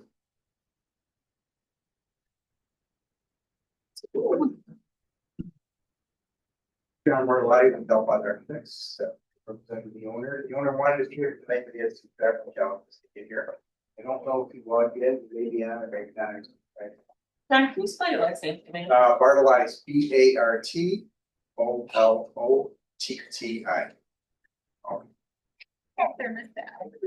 So the discussion that we're gonna have here. Really what the owner is looking for is essentially. Buy-in from the town board, the planning board. So that they can move this process actually further into design and into engineering. They want to kind of get a sense from. These collective boards that is a good direction to head. You can do kind of a quick presentation there, and then our recommendation here is simply going to be to the town board. To get them involved. That's all we're looking to do tonight. Great. I'm gonna be abbreviated presentation tonight, through this before stuff. So overview of the site outlined in yellow right there, that's the Widewater 260 Office Park. Forward, next slide. So this slide kind of just shows the existing conditions, and it kind of outlines pretty obviously that there's a whole lot of parking and a lot of space around the buildings. There's a series of 8 buildings, or there's 1, 2, 3, 4, 5, 6, 7 buildings, right? 1, 2, 3, 4, 5, 6, 7 buildings. The 8th building is darked out on top. We had 8 there that was recently sold, so that's not important. But those are all existing buildings. The owner is very active in maintaining these and always upgrading these and keeping these as current as he can. He has a very good office tenancy right there. However, there's a lot of underutilized land, and he's always looking to try to enhance the property. So we went through a series of different analysis of what would be a very complementary use that you could, and residential became really the synergy to this whole project. The challenge with that is in the upper right is what it's zoned for. Right now it's zoned for office and professional, doesn't allow residential. So we looked at the zoning code, and we're trying to make this a mixed use development. We're looking at the where to approve the overlay district MUV4 in this place to allow this to happen. And that's really the premise of what we're trying to do. And just as you said, first thing the owner doesn't want to do. They don't want to do something if the town's against it. That's why we had several meetings to make sure that this is something that we think is a good thing. So far, we've gotten positive results. We just want to now get a little bit more confirmation that what we're proposing and the overlay district would be advisable to be able to do this. Once we have that, let's proceed in getting this rolling forward. Procedurally, we are going to have to review this. Ultimately, we will make a recommendation to the town board. The town board will then enact the MUB4 with kind of feedback from us, because the MUB4, we will define the zoning criteria that goes along with that. So that's why we want to kind of start to get the town board involved in this particular instance. They have not really been privy to the presentation, so they have to catch up to where we are on this one. And they won't entertain an audience until we've at least referred it to them. Yeah, I think we've started the due diligence on our side. Now is the right time to get them involved in all of this, and get good, bad, different, get both boards, both entities on the same page so that we can move this whatever direction it ends up going. So anyway, And just to remind everybody, the MUB4 has a minimum size criteria for projects. I think it's 25 acres is the minimum size. So this is contiguous right there is about 34 acres. So the two parcels, another 8 acres. So all within the intent of that for larger projects.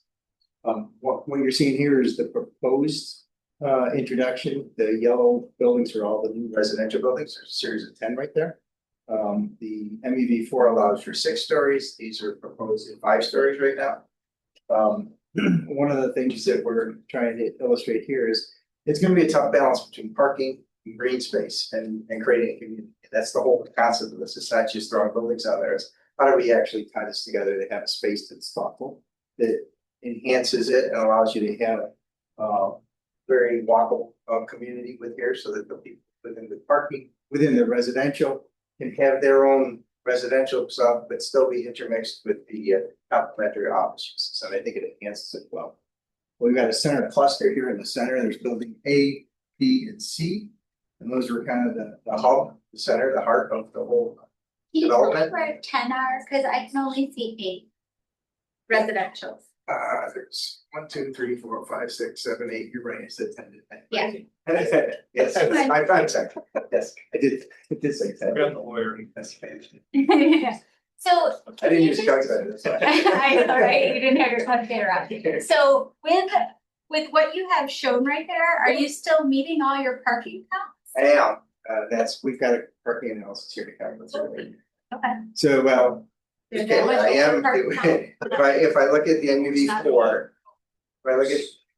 if we look at MUB4 requirements, Oh. which they give a 3 per thousand versus, and implementing a shared parking strategy between residential, that which you'll see, I've got a breakout in that. Next slide again, or 2 slides ahead. We believe we have, and that was one of the big concerns with the owner. He does not want to short his tenants or his office people, and obviously you have to have enough for the residents there, or he's not going to rent them. So it's been a challenge. Keeping the green space and balancing that has been a tough balance, and that is why we're asking for 5 stories, because there's a certain economics that we have to hit with unit counts to make all this work. So we're squeezed with green space, we're squeezed with parking, and then we're trying to also make economic work. Yeah, so there is going to be a give and take in a lot of this in terms of building height, size, location, that kind of stuff. Like we have to work all that out because that's part of the MUB4 that's in there. I will say that I feel in our previous conversations, the parcel is kind of by itself all the way at the top.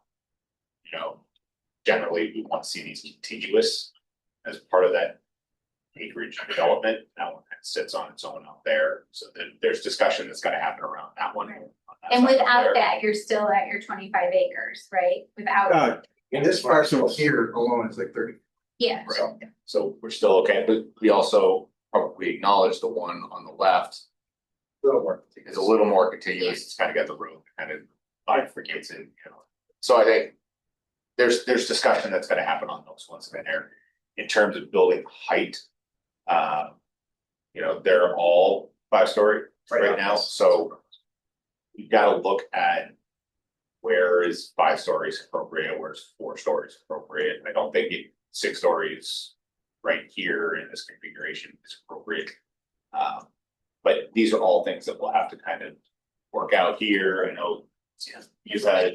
A lot of discussion about height, particularly along with residential neighborhood and what would be appropriate there. You know, I know there's some people who would like to see the whole thing at 4 stories, some who think might be okay at 5 stories, except for the area of the neighborhood, so that's something that has to be decided. So I think this request or this recommendation is so that we can engage the town board and have these discussions, get to kind of what that criteria is. Can you speak, John, real quick about also one of the questions that had come up was about if any of the units would be handicap accessible? Yep, Can you talk about that? and they will be. I mean, there's the New York State Building Code and the Fair Housing Act requires accessibility, so we think we're complying with that. Yes, absolutely. Yep. And then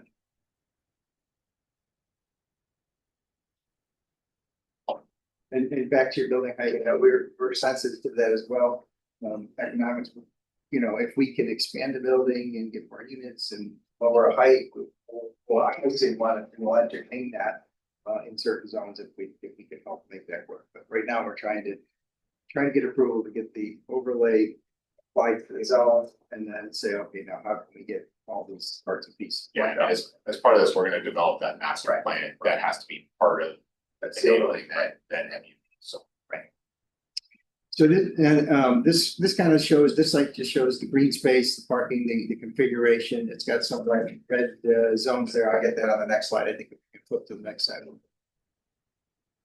And there's 688 units total in all buildings right now. So this is just kind of showing the connectivity, what we're doing within the site and how we're going to try to, you know, if you zoom out, yeah, they're a little bit. So obviously we got a nice connection here right to the Empire Trail. We don't want to miss that. So one of the things is our primary connection is taking. We want to make a connection from the retail centers over here. Down here, there's shopping time right now, which is not too much retail. Right adjacent to, we've got the restaurants to Marshall's Plaza. We want to connect that right up through and bring it up all the way up to the Empire Trail. And then we got a secondary network within the site to bring walking trails and bikes throughout the space and connect the community. We've got a series of these little micro parks that we have around there. We're just gonna park little zones where people can walk, or exercise stations or little rest spots and stuff around there. This zone right here is heavily treed right now. No, I just wanted to, and I know it's kind of getting late. You have done this presentation. I think I want to kind of, not that I want to cut you off, but are there any specific questions that we want to ask at this time, knowing that there's a long process ahead of us to get this done? Yep. You know, I think it's a great, you did the presentation, the last one. Yep. And I don't want to make you have to go through all over again. I think it's a good idea. Just hopefully you got your parking under control. Yeah, because I always think that everybody in Syracuse, you know, typically has a car. Yep. And there is a lot more work from home, so like there will be some double up. Are there any garages included? No, there's not a garage. Go to the next slide or the slide after. The next slide shows the For parking snow now. pile. Go to 2 slides. Additional things. Yeah, so I mean, these are all great questions. They're all things that we'll work out. Does it work with less residential buildings? Like if there was one less residential building and that was a parking lot, like if parking wise, I'm just feeling like there's not a lot of parking there. I think all things that we'll have to work out. I don't- Yeah. Whether or not he has the answer right now, I don't think maybe you do, but yeah. Yes, I mean, we've got counts right here. These prove out that, you know, we're at, with the shared parking, the lowest one is 3 per 1,000 per building. That's what the MU4 suggested. And this would be a phased build, right? How many? It wouldn't be all of them at once, that's correct. The question is, which one's first? Is it 1, 2, 3 first? Yes. So you will get an idea Yes, what my that's parking work here. And we've got land bank stuff here, spaces here, so we got green spaces that we can convert, which would help us affect. Yeah, but then you lose that parkway. Yeah. Yes, and that's what we're trying, it's the balance, right? So I'm gonna read a motion to engage essentially the town board. That's all we're gonna go, and then we'll move forward. So this board has made a preliminary review of the concept site plan, which would require implementation of the NUB4 zoning designation by the town. There is significant cost of full development of site plans and engineering details in connection with this project. Accordingly, the applicant has requested some input from the town board as to their general agreement with the direction of this project, which would require town board action. Accordingly, this board makes a referral to the town board for its input on this project prior to formal recommendation for approval of the NUB4. With the opinion that this board generally supports the project implementation of the NUB4 district in this area. The applicant has presented the beginnings of a viable project for MUV4. At this point, the board has some concern about 5-story buildings in this area, and that a specific item that needs further discussion along with general matters of connectivity and pedestrian friendly access. This board requests feedback from the town board so that the matter may move forward with appropriate detail toward implementation of the NUB4. I'll request that from the town. Those got a second, all in favor? Great, so we'll get this over to the town board, we'll get them engaged. Probably have you dog a pony show for them, so that bring them all up to speed. And get the general feel, right, so then we can start moving toward the next step, which is formulating a plan that then bounces back to them. Right. Because it's like a TBD. I think it's next week, 22nd. Well, no, I mean. That would be after that. Yeah, well, I'll talk to the town board. Just Yeah. trying to get my clients ready. Yeah, I don't think I'm gonna get on it. Get on the calendar, so that's it. Donna, when do you think the town board would report back to that's been discussed? I'm not sure exactly what it's gonna look like. It'd probably be some sort of like recommendation or some sort of referral to the planning board for the planning board to. Continue. But yeah, like they would refer like a zone change or something. Where goes Yeah. remember this one. It's very easy. Well,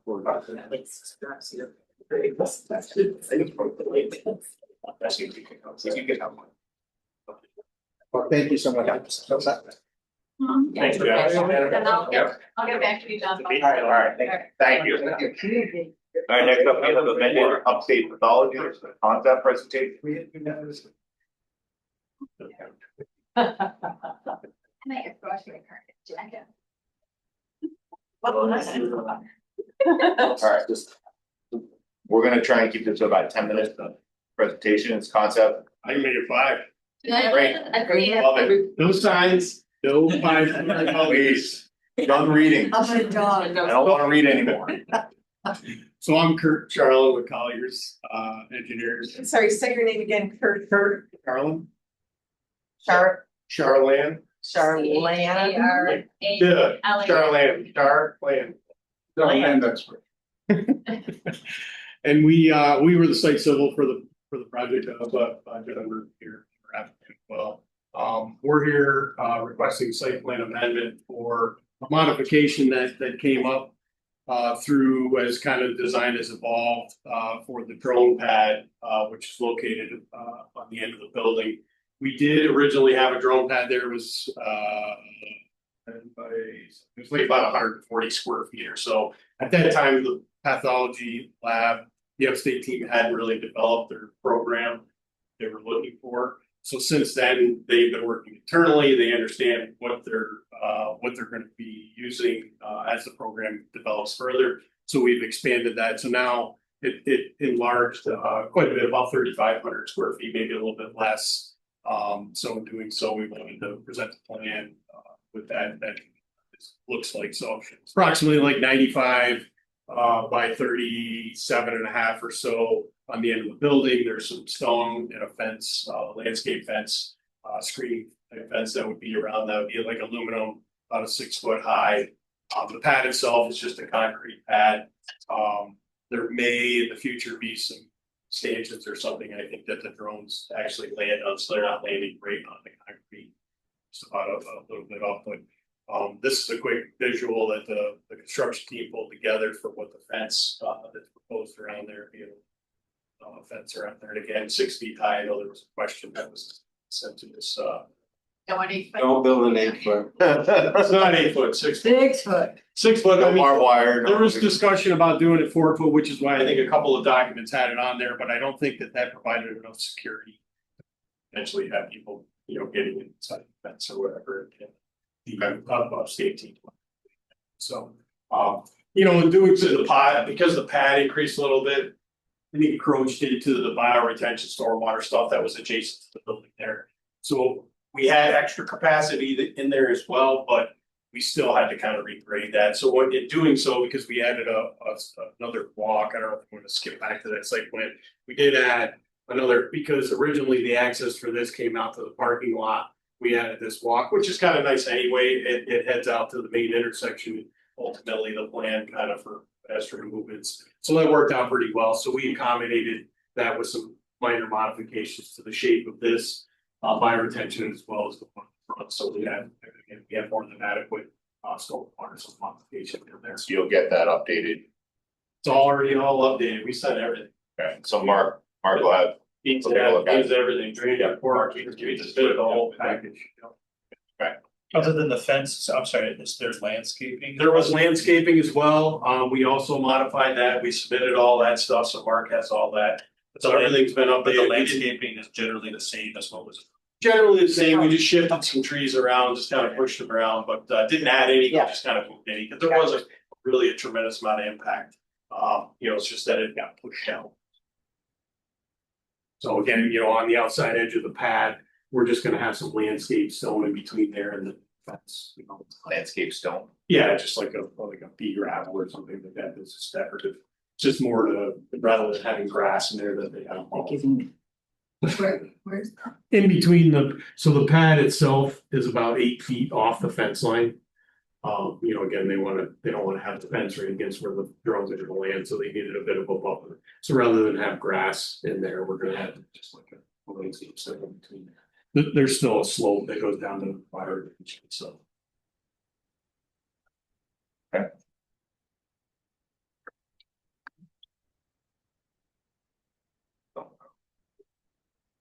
And there was some proposed lighting, there were some questions on it. We submitted a bunch of response. There'll be a couple of plans that we'll tweak and send back, but we provided some cut sheets for those fixtures. The fixtures, they weren't represented correct on the elevation, they are actually going to be pointed down. Certainly, the spill is not gonna hit the property line at all, photometrically speaking, from the additional lights that they're gonna put around there, so.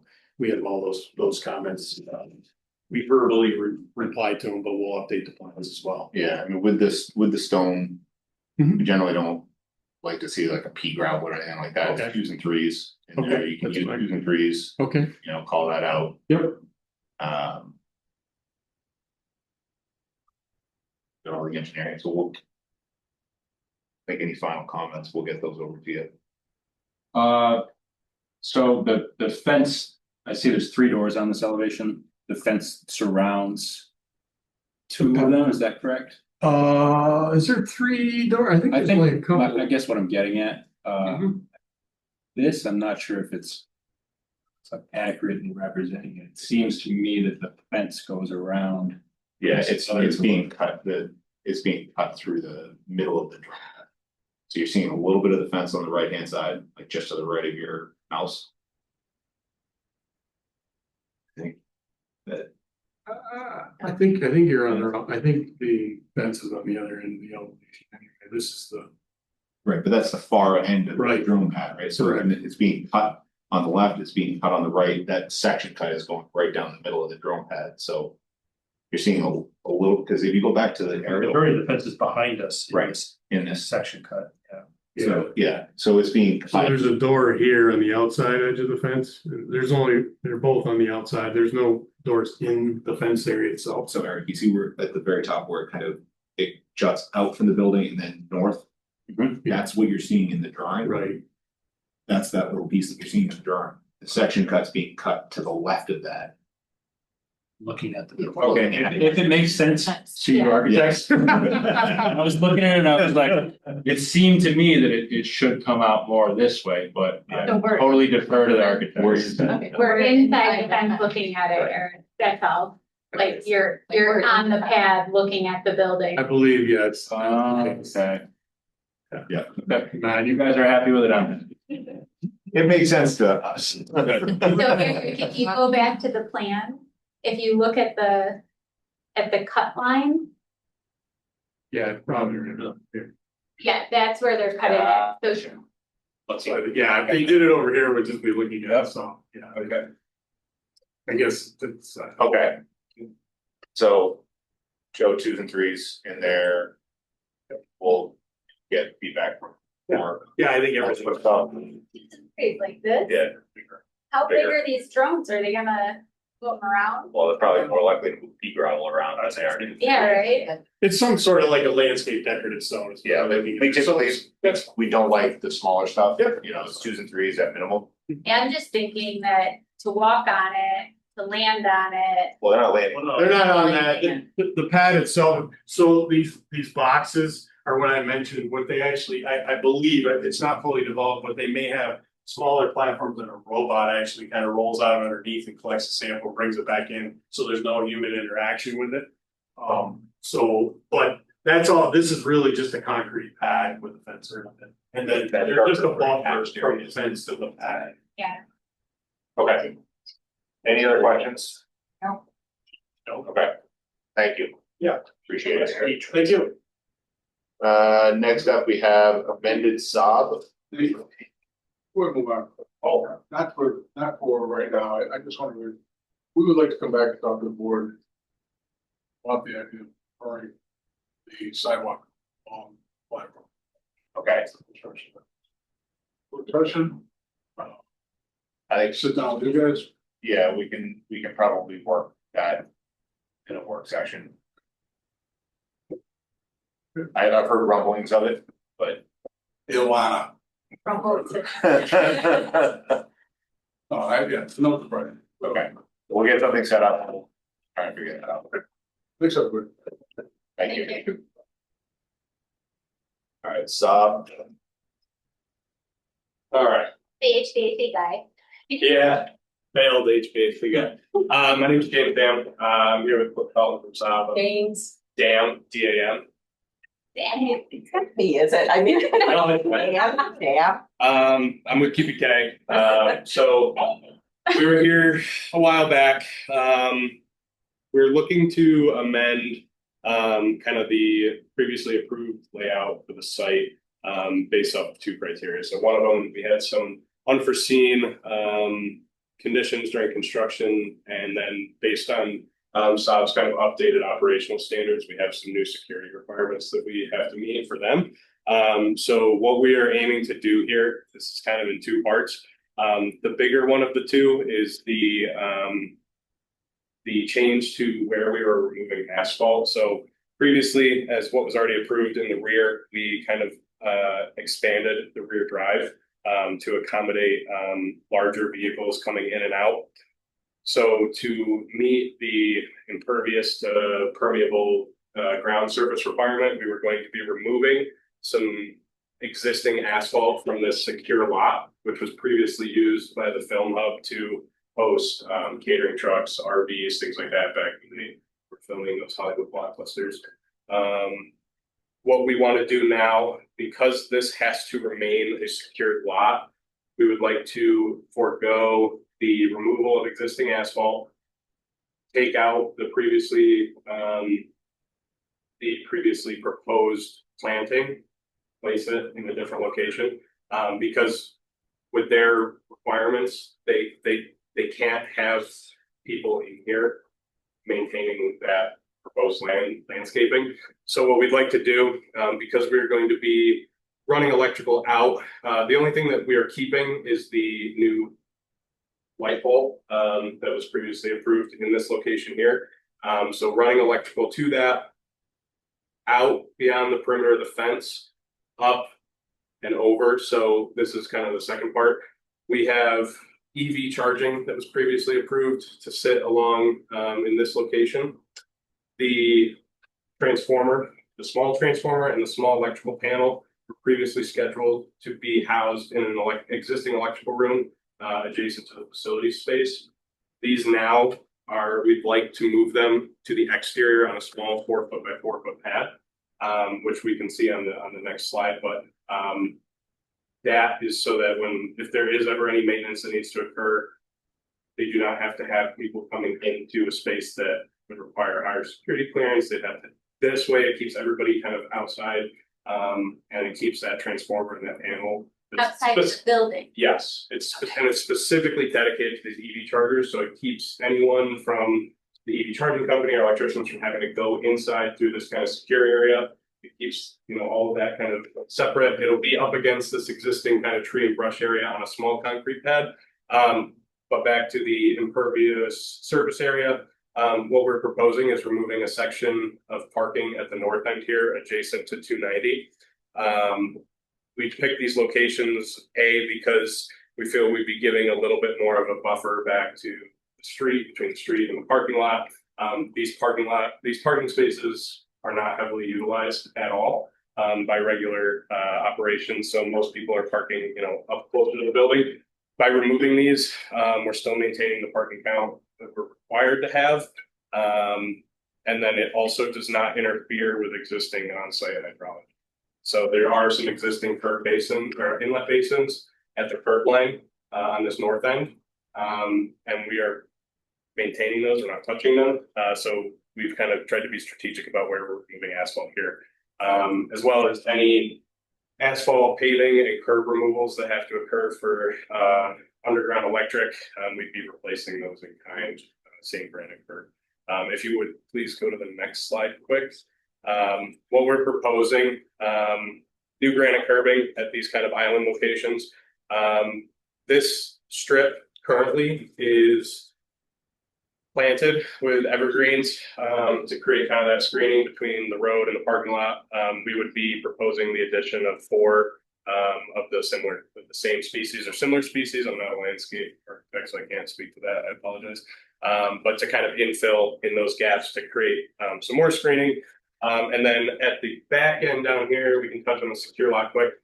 There is an existing row of planting along this secure lot fence, which ever since it was put in, the deer have just decimated it. So it really hasn't been screening anything for a long time. Dead. Yeah, it's really just dead. It's not in a good shape. So where we're going to be trenching for underground electric, we're proposing ripping out that screening at that location and planting 11 new call them skyrockets. There is existing planting, much more well-established planting at this kind of corner that has not been ruined by the deer. So we feel that by adding it in this area, we're kind of, keeping that screening somewhat continuous. The fence line that you previously proposed hasn't changed in location. This fence line is existing, so we haven't touched it at all. So yeah, the fence is staying as is since Saab had acquired the building. Right. So no changes to that. The only thing, so up at the EV chargers, this is our small pad, very small pad, and then this kind of strip of, call it a sidewalk. It's really just one large pad, bunch of control joints, so that way the EV chargers can be mounted. And it's outside of the existing parking. Yes, it's outside of the existing parking, and then it just allows for, no one has to get in there with a weed whacker and maintain around them. Because we were originally doing it, putting it there, it's the same with whole thing. Okay. Mark, have you had an opportunity to look at this? Any comments? All right. Yeah, I think some comments went out on the lighting. Okay. You got those comments? I don't believe I received this. I don't think I've sent it to you yet. So one of them is the controls for the lighting to turn off at 10 p.m. That was on the previously approved plan. It was on the photometric their schedule. It should be the same exact photometric that was sent out. The photometric is the call out for the codes. soccer year up baseball.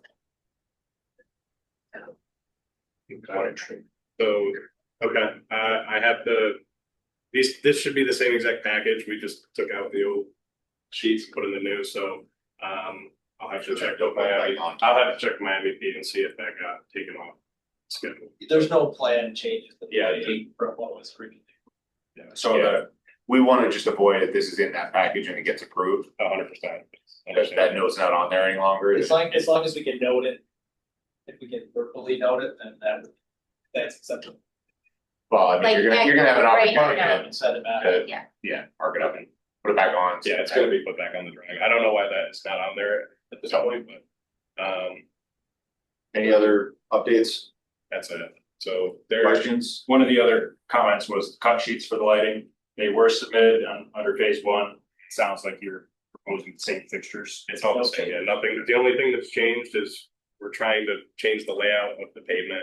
Lighting, everything else is. The way we do it, when we have an amended site plan, it comes in kind of under a separate number, separate package. So I would just ask that you resubmit the cut sheets so we have it under this. All right. And then I guess so.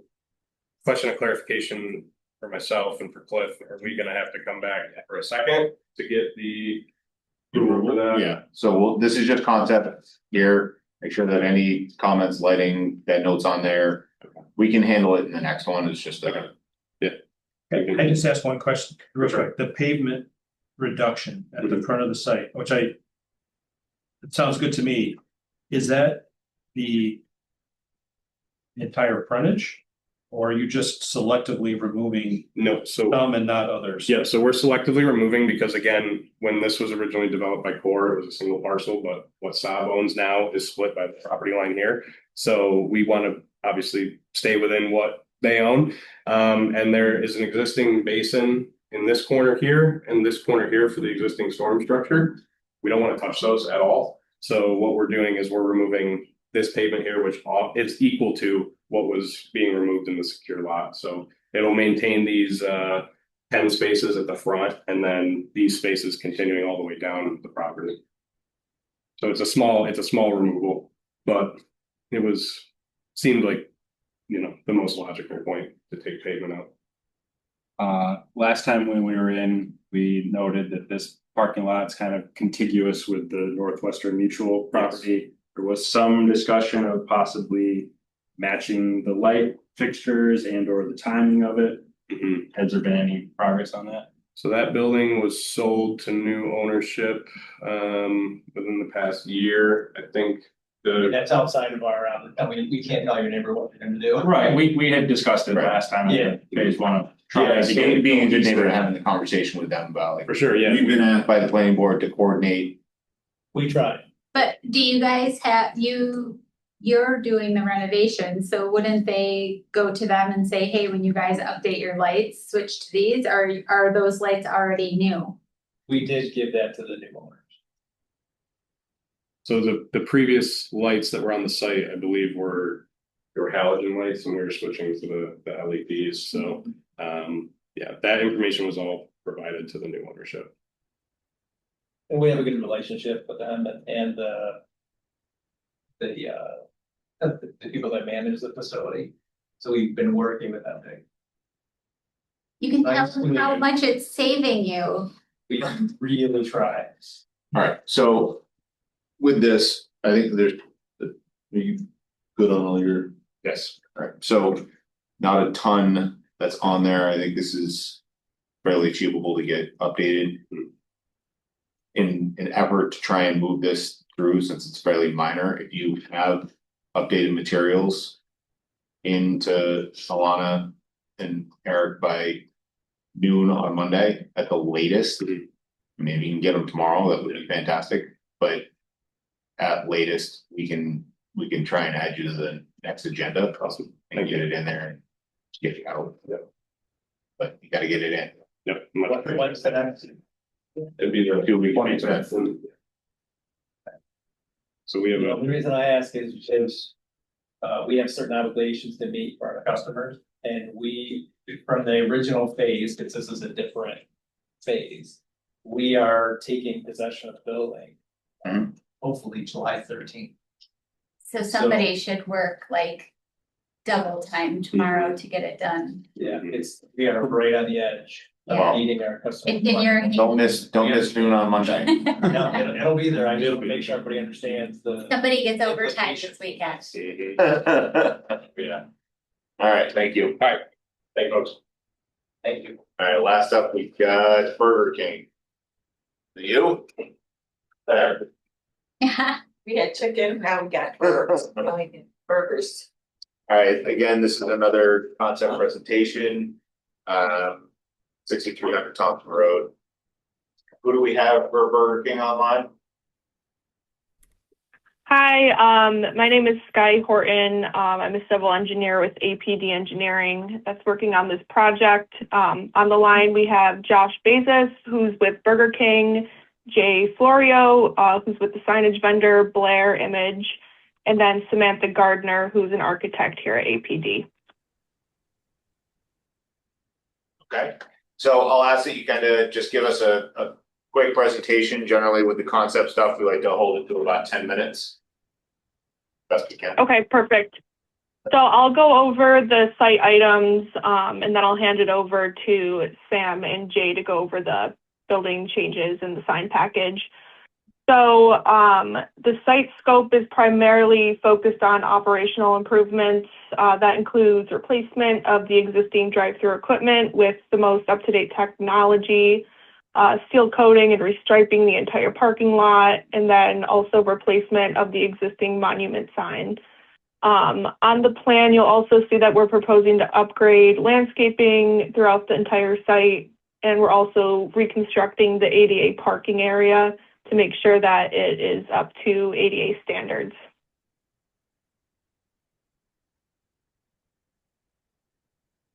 Okay. And then Jay, I'll hand it over to you to go over the signage package. Well, do we want to talk about the renovations to the building first and then talk about signage? Sure, yeah, we can do that. Yeah, so Do you guys have a copy of the elevations? Yeah, they're there. Okay, Sam, I'll hand it over to you. All right, thank you. So for the elevation on the whole, we're replacing materials. We're lowering the parapet to be one consistent height across the whole building. We are infilling one window on the front of the building to do the what they call the bun wall. So that's on that front elevation. And then almost everything else is really just swapping the finishes. We're keeping the existing brick down at the water table. We're keeping the existing EIFS above the water table, just painting that. So it's just these new accent walls that are, fiber cement panels that will be replaced as accents. I think we were given an image of either another location or what you intend. Can you talk about, how you intend to light this building and what the building's gonna look like? Yeah, so I know it was brought up previously that the exterior lights that are shown around the canopy would be too much. I know that it's also dark sky compliant, so we would have those up-down lights that are on the far right. Those would just be shining down. So we have updated elevations ready that show that light band removed. So the light band, the one that runs up the left side, around Correct. that one is not there any longer? Correct. What about the one around the brick to the right? I believe that is also That's removed. also removed. Okay. It's also removed, okay. The dark sky compliant on the other one. Yeah. So only those are the materials that they are proposing. Also, I wanted to point out that the points of ingress and egress in the building are remaining the same Mhm. location, and so is the storefronts. Yep. Right.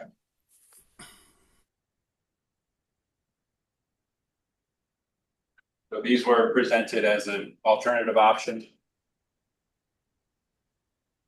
Yeah, Correct. that's Yeah, correct. that was Okay. Yeah, this was adjusted based on are working with Eric, staff, and also in reviewing your ordinances and your codes for signage requirements. So it looks like the home of the Whopper is removed on this option. Okay, Correct. Yep. And there's none of that strip lighting on this option. Correct. so the signage, there's the Burger King on the front of the building and then that Burger King is facing what, so, come on. So this faces Thompson Road and also the parking lot. And then this elevation faces a side street, public road. That's correct. So they would have two signs. Both of these, they both allow, but. Yeah.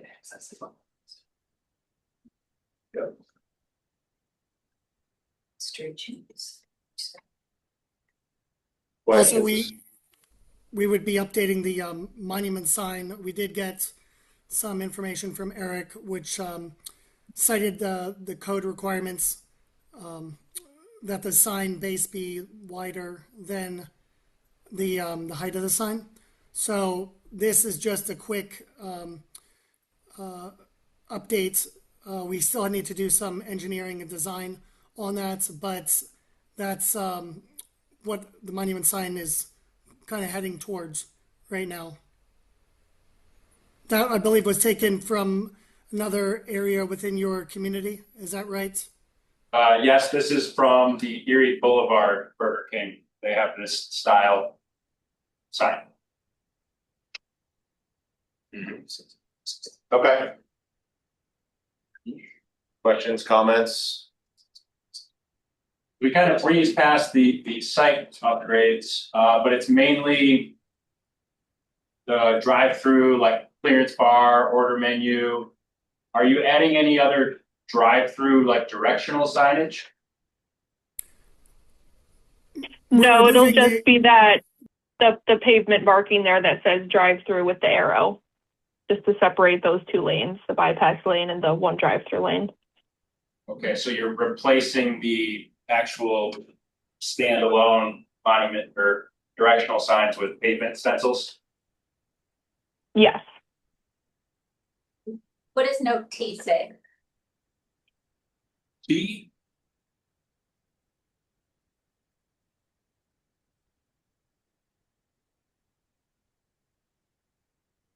Clearance bar. Yeah.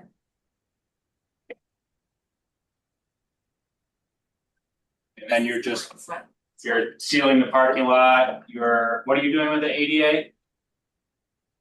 We're gonna make sure that all the slopes are compliant with the ADA standards. Okay. And are you adding any other kind of like mobile pickup signage or any other kind of signage? No, the only additional site signage would be right there where Keynote H is. And that's for pedestrian crossing, just to make the site a little bit safer.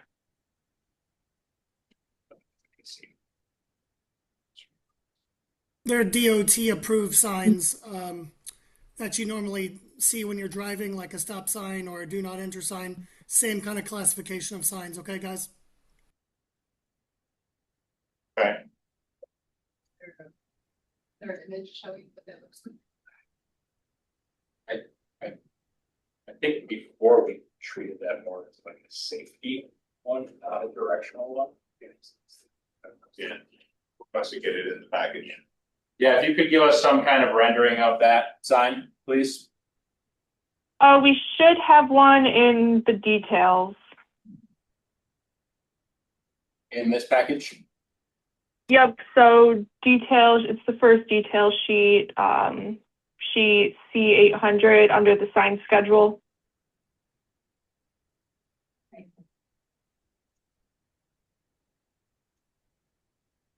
So it's that bottom one. To the right, yeah. Yep. You recognize those from your driver's test?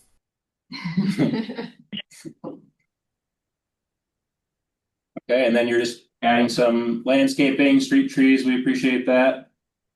Is this additional landscaping along the residential line? So a lot of those trees are existing. I did not do this landscape plan myself. We hired an architect for that. But I believe it's getting improved on those landscape beds. It would be They're kind of great going to be refreshed. if only the new stuff was in color. Yeah. Like the existing doesn't need to be in color, it's misleading. But I do think at the end of the day, just being sensitive to the residential in the neighborhood is that needs to be a pretty substantial visual and sound screening, even if if it needs to be supplemented with new stuff, now's the time to do it. Yep. And infill, and this is really sparse the way it's drawn, so. Yeah, there's no new ones. They're all there. It's just hard. Yeah. Guys, two things, okay, I wanted to point out. Eric, there's an aerial component to the sign plan, which may allow you to see the existing vegetation. I see it on the slide number 4, I believe, under the Blair. It's an aerial. You can also take a look at Google Maps, and that'll show you what the aerial looks like. But also there's a fence which is acting as a screening to the neighboring properties as well. But yeah, we'll better define that for you when we see you again. Okay. Okay. I don't know when that area was created either, but I just wanted to bring it up as another vantage point. Okay, thank you, Josh. Any other questions at this time? All right, got all our engineering stuff, so Mark can take a look at it. Okay. Appreciate this. We'll get you some initial comments and look to get you back here, future meeting. Perfect. Thank you, guys. Appreciate your time. Thank you. Thank you. Thank you. Thanks for sticking around. With that, Kevin? Oh. Retired. Aye. Randy got it. Kathy, all in favor? Okay. Good. Thank you. Take over, Randy. Yeah. Someone so tired. I'm retired. I'm retired. Retarded. Okay.